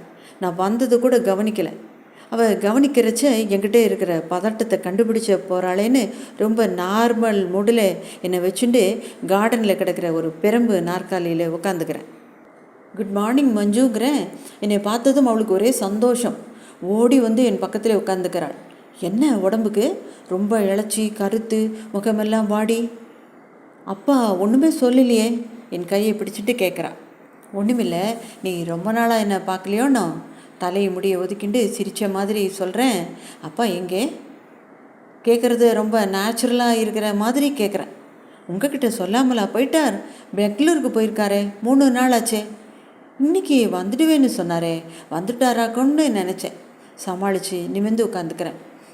11 மணிக்கு தானே பிளெயின் சொல்லிவிட்டு புஸ்தகத்தை புரட்டுறாள். என்ன காஃபி தரட்டுமா? டிஃபன் சாப்பிட்றேளா? ஒரு 10 நிமிஷம் இவரை பார்க்க முடியாத ஏமாற்றத்தை மறைச்சி பேசிகிட்டு இருந்துட்டு காஃபி குடிச்சிட்டு புறப்பட்டு வந்துட்டேன். இன்றைக்கி லஞ்ச் ஹவரில் டெலிஃபோன் பண்ணணும். நான் பேசினா என்னை இவரையும் பிரிக்க நடக்கிற சதி எல்லாத்தையும் உடச்சி எரிஞ்சிடுவேன். நான் சொன்னால் இவர் கேட்பார். He is my man. Yes Prabhu here. இவர் குரல் கேட்ட உடனே என் கண் கலங்கி போகிறது. ஏன்னோ நான் அழறேன். பேசுகிறதுக்கு குரல் வரல. இங்கே யாருமே இல்லை. லஞ்ச் என் டிபார்ட்மெண்ட்டே காலியாக இருக்குது. இதுக்குள்ளே இவர் 2 தடவை ஹலோ ஹலோங்கிறார். இங்கே வச்சுட்டு போகிறாரோன்னு நினச்சி ஒரு தடவை தொண்டையை செருமுறேன். அந்த செருமல்லையே இவர் என்ன புரிஞ்சுக்கிறார். Ganga, what is this? Are you crying? நான் கண்ணை தொடச்சுட்டே சொல்கிறேன். நோ, நான் ஒன்றும் அழலை. உங்களை எனக்கு இப்போவே பார்க்கணும். என்கிட்ட சொல்லாமலே ஊருக்கு போயிட்டேளே. எங்கள் அண்ணா கணேசன் வந்து உங்களை பார்த்தானாமே. அவன் வந்து என்னென்னலாம் சொன்னான் தெரியுமா? நீங்கள் இனிமேல் என்னை பார்க்க மாட்டேன்னு சொல்லிட்டு இல்லாமே. அவன் சொன்னான், நான் நம்பலை. கெட்ட எண்ணம் அவனுக்கு. அப்படி நீங்கள் சொல்ல மாட்டேளே. என்ன பேசாமல் இருக்கேள்? சொல்லுங்கோ. நீங்கள் அப்படி சொல்லலையே. Hello hello. இவர் பேசாமல் மௌனமாக இருக்கிறது எனக்கு வயத்துக்குள்ளே சொரையருங்கிறது. ஒருவேளை இவர் அப்படி சொல்லியிருப்பாரோ? சொன்னா தான் என்னவா? அப்போதைக்கு அவனுக்கு ஏதாவது சொல்லணுமேனு சொல்லியிருப்பார். அவன் சொல்ல வச்சிருப்பான். இவர் என் இஷ்டத்துக்கு விரோதமாக நடக்கவே மாட்டார். என்ன பேசாமல் இருக்கேள்? ஏதாவது பேசுங்க. உங்கள் குரலை கேட்டப்புறம் இப்போதான் நான் சந்தோஷமாக இருக்கேன். 3 நாளாக எப்படி கஷ்டப்பட்டு இருந்தேன் தெரியுமா? நாம் மீட் பண்ணாட்டா கூட பரவாயில்ல.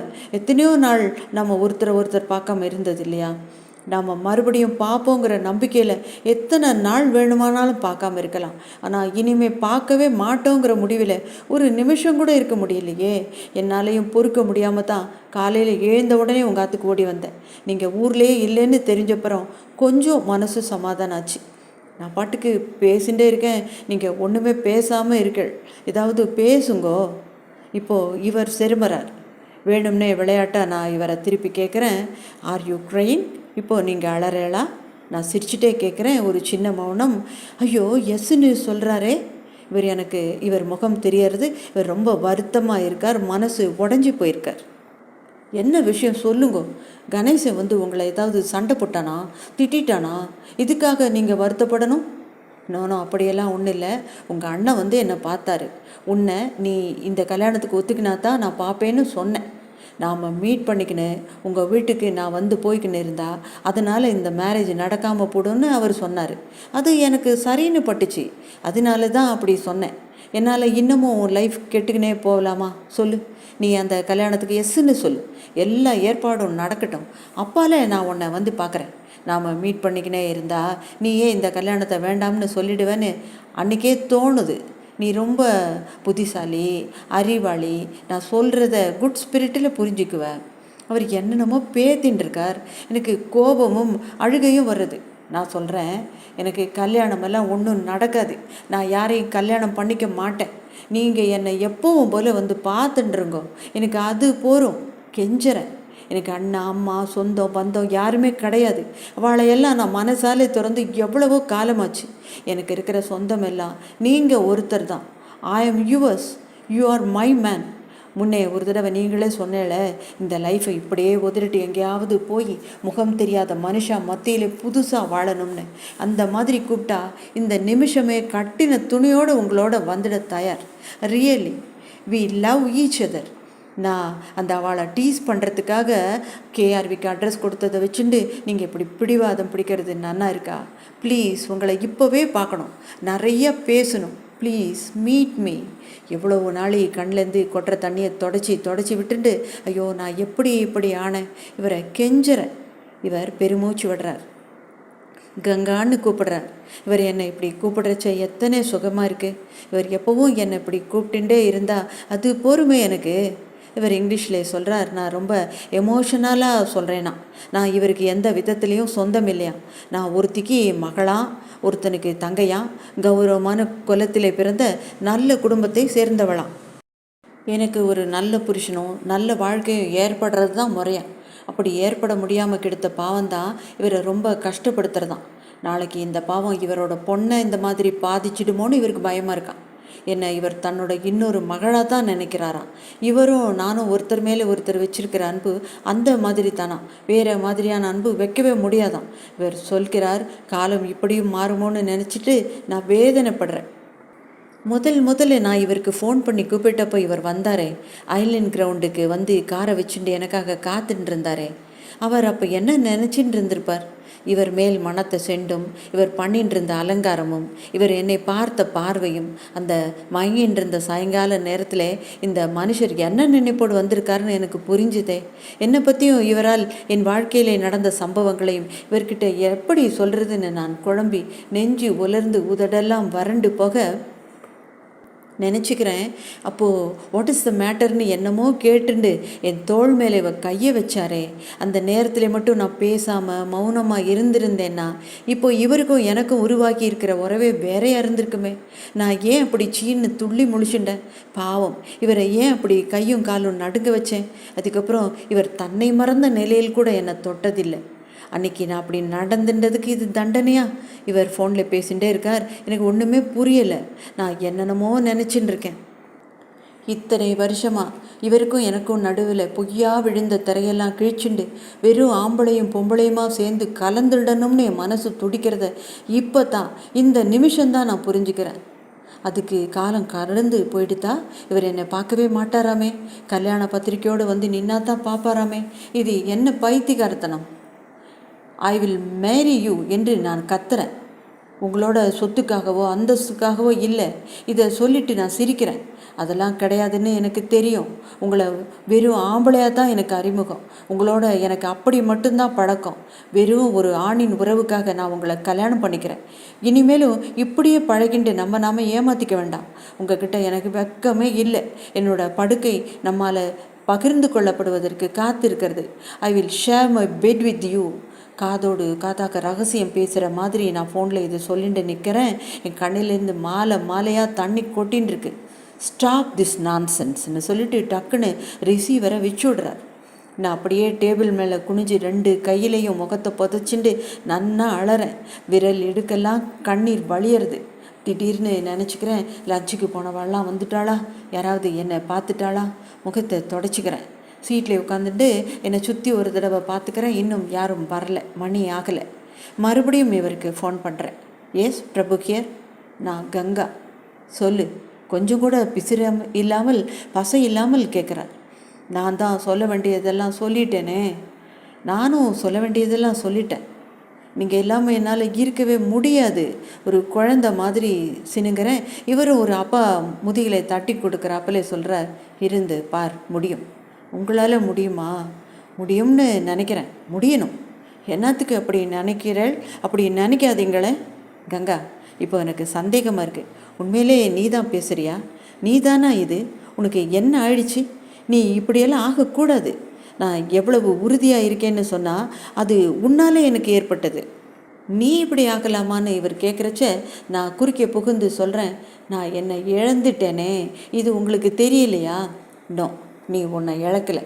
ஒரு தடவை நான் அப்படி நினச்சது எவ்வளவு தப்புன்னு நான் புரிஞ்சுக்கிட்டவன். மறுபடியும் அப்படி நினச்சி இன்னொரு பெரிய தப்பு செய்ய நான் தயாராக இல்லை. இப்படி நான் சொல்கிறதுக்காக என்னை மன்னிச்சிடு கங்கா. இந்த கல்யாணத்தையோ அல்லது வேறு எந்த கல்யாணத்தையோ ஒப்புத்துக்கிட்டு இன்னொருத்தர் மனைவியாக தான் நீ என்னை பார்க்க முடியும். நான் உன்னை பார்க்காம இருந்தால் தான் அது சாத்தியமாகும். இந்த அறிவையும் பலத்தையும் எனக்கு தந்த உனக்கு நன்றி கூறி மறுபடியும் இதை நான் உறுதி பண்ணுறேன். எனக்கு நீ சொன்ன யோசனைகளை எல்லாம் நான் கேட்டிருக்கேன். என்னோட இந்த ஒரு வேண்டுகோளையாவது நீ கேட்கணும். இதை கேட்கக்கூடாதுன்னு நீ பிடிவாதம் பிடிச்சின்னா நாம் நிரந்தரமாக பிரிஞ்சு போகிறத தவிர வேறு வழியே இல்லை. கடவுள் ஒன்று ஆசீர்வதிக்கட்டும். மே ஐ சே குட் பை. எனக்கு தலை பத்திண்டு எரியற மாதிரி கோபம் வர்றது, மட்டார்னு அடிக்கிற மாதிரி ரிசீவரை டெலிஃபோன் மேலே வச்சுட்டு அப்புறமா எனக்கு நானே சொல்லிக்கிறேன் குட் பை. எனக்கு தலை சுற்றுறது. இப்போது அழுகையாக எல்லாம் வரல, எல்லாமே சூன்யமாக இருக்குது. எதை பற்றியும் நினைப்பில்லை. நினைப்பெல்லாம் அருந்து ஓடிவிட்ட மாதிரி இருக்குது. எனக்கு நானே ரொம்ப புதுசாக இருக்குது. நானே எனக்கு அந்நியமாக இருக்குது. என்னை சுற்றி இருக்கிற இந்த உலகத்துக்கோ எனக்கோ அர்த்தம் இல்லாத மாதிரி இருக்குது. உயிரோடு செத்து போயிட்ட மாதிரி இருக்குது. டேபிள் மேலே இருக்கிற ஃபைலை எடுத்து புறப்படுறேன். ரங்கசாமி வரான். அவன்கிட்ட சொல்கிறேன், உடம்பு சரியில்லைன்னு நான் வீட்டுக்கு போயிட்டேன்னு சொல்லு. அவன் போகிறான். போகிறவனை மறுபடியும் கூப்பிட்றேன், எனக்கு ஒரு டாக்ஸி பிடிச்சி கூட. அவனும் என் கூடவே லிஃப்ட்டில் கீழே வரான். என் முகத்தை பார்க்குறான். எனக்கு என்ன பண்ணுறதுன்னு கேட்கணுன்னு அவனுக்கு தோன்றது போல் இருக்குது. எனத்துக்கோ பயந்துட்டு கேட்காம நிற்கிறான். கீழே வந்ததும், இங்கேயே நில்லுங்கம்மா என்கிட்ட சொல்லிவிட்டு டாக்ஸி பிடிக்க ஓடுறான். மிஸ்ஸஸ் மேனுவேல் சிகரெட்டையும் பிடிச்சிட்டு எதிரே வரா. கோயிங் ஹோம்னு கேட்குறான். ஏசுன்னு சொல்கிறேன். சிகரெட்டு புகையோட மனம் எனக்கு அவரை ஞாபகப்படுத்துறது. டாக்ஸி வந்து விட்டது. மிஸ்ஸஸ் மேனுவேல் கிட்ட கையை ஆட்டி நான் புறப்படுறேன். மவுண்ட் ரோடில் டாக்ஸி போயின்னு இருக்கச்ச நான் கண்ணை மூடிண்டு கற்பனை பண்ணிக்கிறேன். நான் அவரோட தான் போயின்னு இருக்கேனா, பக்கத்தில் அவர் தான் உட்காந்து ஓட்டுறாராம். இன்றைக்கி டெலிஃபோனில் பேசினதெல்லாம் கனவாம். வீட்டுக்கு வரேன். அம்மா ஹாலில் தரையில் யாரும் இல்லைங்கிறதுனால சுதந்திரமாக மல்லாந்து படுத்துட்டு புஸ்தகம் படிச்சுட்டு இருந்தவள் நான் வர சத்தம் கேட்டதும் வாரி சுருட்டி எழுந்து உட்காந்துக்கிறான். அவள் என்னமோ கேட்கணும்னு நினைக்கிறதுக்குள்ளே நான் அறைக்குள்ளே போய் கதவை சாத்திக்கிறேன். ஹேண்ட்பேக்கை விட்டு எறிகிறேன். எங்கே போய் விழுந்ததுன்னு கூட பார்க்கலை. கட்டிலில் பொத்துன்னு விழுந்து படுத்துக்கிறேன். உடம்பெல்லாம் வலிக்கிறது. நன்னா புரண்டு புரண்டு படுக்கிறேன். பெட்டில் காலை போட்டு தேய்க்கிறேன். நான் வெளியில் வருவேன்னு எதிர்பார்த்து ரொம்ப நாளையாகவே கதவு கிட்ட வந்து நின்றுண்ட என்னமோ கேட்குற அம்மா, என்னடி உடம்புக்கு என்ன செய்யுது? இன்றைக்கி சனிக்கிழமை கூட இல்லையே, லீவு போட்டுட்டு வந்துட்டியா? கதவை திறங்க, காஃபி போடவா? நான் ஒன்றும் பதில் சொல்லாமல் படுக்கையில் எழுந்து உட்காந்துக்கிறேன். நான் பதில் சொல்லுவேன்னு கொஞ்ச நாளைக்கு காத்துட்டு இருந்துட்டு, என்னை மோடியம்மா வாயை திறந்து சொன்னா தானே தெரியும். இப்படி அறைக்குள்ளே வந்து கதவை சாத்திண்டா நான் என்னன்னு கண்டேன்? மோரு ஜாதம் எடுத்துகிட்டு போனியே, சாப்பிட்டியா? நான் இதுக்கும் பதில் சொல்லலை. பதில் சொல்ல வரலை. வாயை திறந்தா என்ன பேசிடுவனோன்னு பயமாக இருக்குது. திடீர்னு அவரோட அந்த மினி பார் என் கண்ணில் படுறது. ஏனோ என் கண் கலங்கிறது. அன்றைக்கி வந்தப்போ வச்சுட்டு போனது தான். அந்த கேஸை எடுத்து கட்டில் மேலே வச்சு திறக்கிறேன். 3/4 பாட்டில் விஸ்கி அப்படியே இருக்கிறது. 2 பக்கத்திலேயும் அழகாக ஒரு ஜோடி கிளாஸ். அந்த விஸ்கி பாட்டிலை கையில் எடுத்து பார்க்குறேன். அன்றைக்கி ஒரு நாள் இதை குடிக்கிற சந்தர்ப்பமே எனக்கு வர வேண்டாம்னு சொன்னேனே, அதை நினச்சிக்கிறேன். இப்போது அந்த சந்தர்ப்பம் வந்துட்டு தான். அந்த பாட்டிலை திறக்கிறேன். அந்த மஞ்சள் திரவம் என்னமா மணக்கிறது. மோந்து பார்க்குறேன். அந்த கிளாஸை எடுத்து மடன்னு 3/4 கிளாஸ் சாய்க்கிறேன். ஒரு கையில் பாட்டில், ஒரு கையில் கிளாஸ். நான் நிற்கிற இந்த கோலத்தை கண்ணாடியில் பார்க்குறேன். இது வரைக்கும் இருந்த கங்காவுக்கு நான் குட் பை சொல்லி ரொம்ப நாளி ஆயிடுது. மருந்து குடிக்கிற மாதிரி ஒரே மூச்சில். ஐயோ, தொண்டையெல்லாம், வயிறெல்லாம், குடலெல்லாம், நெஞ்செல்லாம் எரியறதே. எரியட்டுமே. அதற்கு பிறகு கங்காவின் வாழ்க்கையில் என்னென்னவோ நடந்து விட்டது. இப்போது அவள் முகமே அவளாக இல்லாமல் மாறிப்போய்விட்டது. அவளது முகம் மட்டுமல்ல, அவளது பேச்சு, பார்வை, ஆஃபீஸிலும் வெளியிலும் டாக்ஸிக்காரர்களிடம் கூட அவள் பழகுகிற தோரணையே அவளாக இல்லாமல் மாறி போயிருக்கிறது. ரங்கசாமி அவள்தான் ஆஃபீஸில் வேலை செய்யும் பெண்கள் எப்படி இருக்க வேண்டும் என்று கங்காவை உதாரணம் காட்டி அடிக்கடி பேசிக்கொண்டிருப்பானே, அவன் கூட அவளிடம் ஏற்பட்டுவிட்ட இந்த மாற்றங்களுக்காக பிறரிடம் அவளை பற்றி அவதூறு கூறி பேச ஆரம்பித்து விட்டான். மிஸ்ஸஸ் மேனுவேலும் கங்காவும் தனி அறையில் அமர்ந்து நீண்ட நேரம் பேசி கொண்டிருக்கிறார்கள். லஞ்ச் அவரில் இப்போது அது தினசரி வழக்கமாகிவிட்டது. மிஸ்ஸஸ் மேனுவேலின் அறையில் 1 மணி நேரத்துக்கு அதிகமாகவும் கங்கா உட்கார்ந்திருக்கிறாள். மேனுவேல் சிகரெட் பிடிக்கிற விஷயம் எல்லாருக்கும் தெரியும். கங்காவும் அவளோடு சேர்ந்து சிகரெட் பிடிக்கிறாள் என்பதை ரங்கசாமி தான் முதலில் பார்த்தான். இப்போது இந்த விஷயம் ஆஃபீஸ் பூராவும் தெரியும். மேனுவேலின் உதடுகள் மாதிரியே கங்காவின் உதடுகளும் கருமை தட்ட ஆரம்பித்து விட்டது. மிஸ்ஸஸ் மேனுவேலும் கங்காவும் சில சமயங்களில் சினிமாவுக்கு போகிறார்கள். அவர்கள் வீட்டிற்கு கூட இவள் அடிக்கடி போகிறாள். மானுவேல் தம்பதிகள் கங்காவின் வீட்டுக்கு வந்து பல நல்ல மாலை நேரங்களை மிக மோசமான இரவுகளாக மாற்றிக்கொண்டு தள்ளாடி கொண்டு தங்கள் நிலையை ஊரெல்லாம் முரசரைத்து முழங்குகிற மாதிரி மோட்டார் சைக்கிளை ஸ்டார்ட் செய்து கொண்டு போகிறார்கள். போன வாரத்தில் ஒரு நாள் மிஸ்டர் மேனுவேலின் பிறந்தநாள் பார்ட்டியில் கலந்து கொண்டு நள்ளிரவில் வீடு திரும்பிய கங்கா டாக்ஸிக்காரனோடு சண்டை போட்டு தெருவையே கூட்டிய போது இவளது உண்மையான நிலையை டாக்ஸிக்காரன் எல்லாருக்கும் படம் பிடித்து காட்டினான். இவள் குடிவெறியில் இருக்கிறாள் என்று அந்த டாக்ஸிக்காரன் உலகத்துக்கு பிரகடனம் செய்வது மாதிரி சொன்னபோது இவளும் உலகறிய ஒரு பொய்யை சொன்னாள். இவள் பர்மிட் வைத்திருக்கிறாளாம். இவளை யாரும் ஒன்றும் செய்து விட முடியாதாம். 4 டிஜிட்டில் இவள் சம்பளம் வாங்குகிறாளாம்.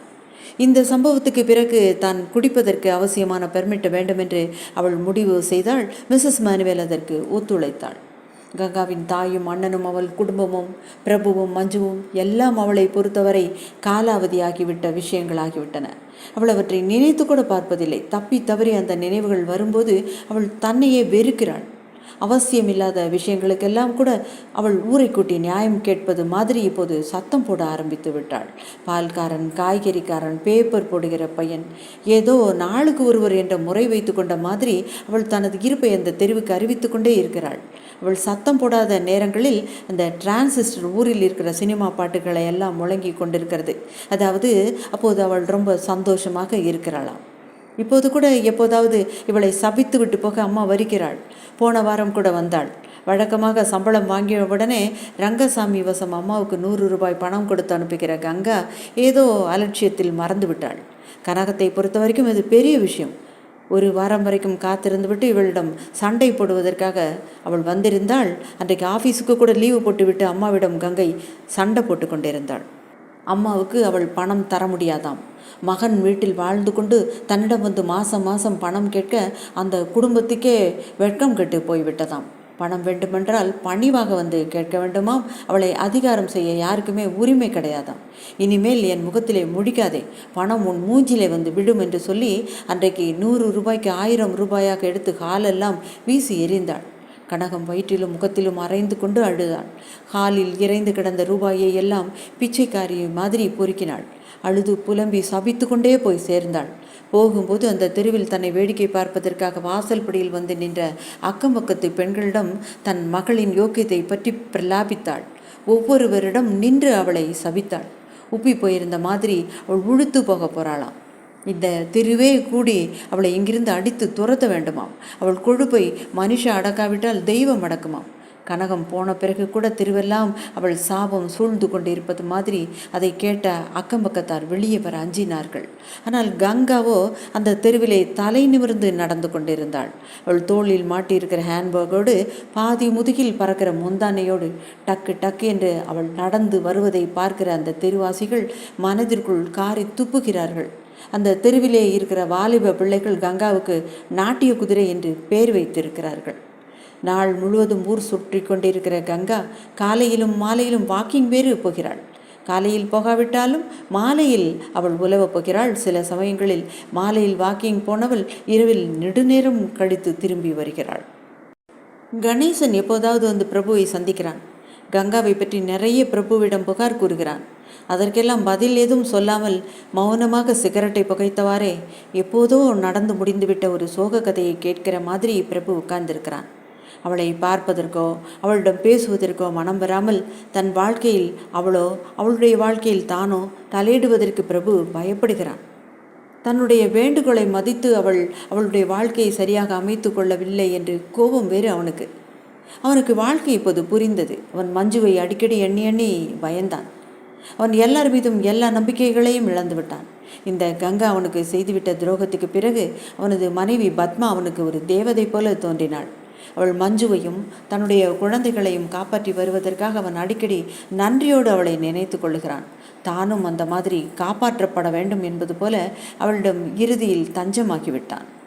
குடும்பம், தனது தொழில் என்பதை மீறி எந்தவித புற நடவடிக்கைகளும் இல்லாமல் அவன் தன்னிடம் வந்து ஒடுங்கிவிட்டதில் பத்மாவுக்கு ரொம்ப சந்தோஷம். அவன் முன்னை போல இப்போது உடை கூட உடுத்துவதில்லை. தான் கெட்டுப்போனதை பார்த்து தனக்காக சாகிற காலத்திலே அழுது அழுது புலம்பிய தன்னுடைய தகப்பனை இப்போது நினைத்து கொள்ளுகிறான். அது மாதிரி தன்னுடைய குழந்தைகள் கெட்டுப்போவதை பார்த்து தான் புலம்பாமல் இருக்க வேண்டும் என்று தன்னை பக்குவப்படுத்தி கொள்ள அவன் முயலுகிறான். ஆனால் எல்லாருமே நிச்சயமாக கெட்டு போவார்கள் என்று அவன் நம்புகிறான். அதற்கு சான்றாக கங்காவையே நினைத்து பெருமூச்சரிகிறான். பால்கனி மங்கலாக விளக்கு எரிக்கிறது. மஞ்சு தன் அறையில் படித்து கொண்டிருக்கிறாள். வேலைக்காரர்கள் அவன் குடித்து கொண்டிருக்கிற நேரத்தில் சாப்பிடுவதற்கு வகை வகையாக பொரித்த வறுத்த திணிகளை எடுத்து மாடிக்கு வருகிறார்கள். பிரபுவுக்கு பக்கத்தில் ஒரு நாற்காலியில் அமர்ந்து அவனை உபசரித்து கொண்டிருக்கிறாள் பத்மா.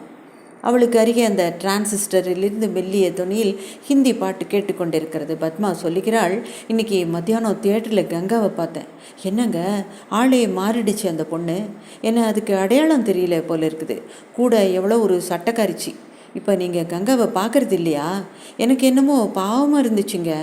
சரி, அது நம்மளை கண்டுக்கலை, நாம் எதுக்கு அதை கண்டுக்கணும்னு வந்துட்டேன். எனக்கு தோணுது. அவள் ஏதோ சொல்ல ஆரம்பிக்கையில் பிரபு அவளை முறைத்து பார்த்தான். அவனுக்கு ஏனோ கோபம் வந்தது. எப்படி போனால் எனக்கு என்ன, டோன்ட் ஸ்பாயில் மை ஈவினிங் என்று அவன் திடீரென கோபமாக கத்தியதை கண்டு அவள் பயந்து போனாள். அவனை சமாதானப்படுத்துகிற மாதிரி அவள் அவனது கிளாஸில் விஸ்கியை ஊற்றினாள். ஆமாம், இப்போது பத்மாவும் மாறி இருக்கிறாள்.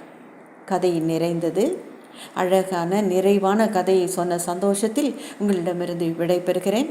ராஜி ஸ்டோரிஸிலிருந்து உங்கள் நான். நன்றி, மிகவும் நன்றி.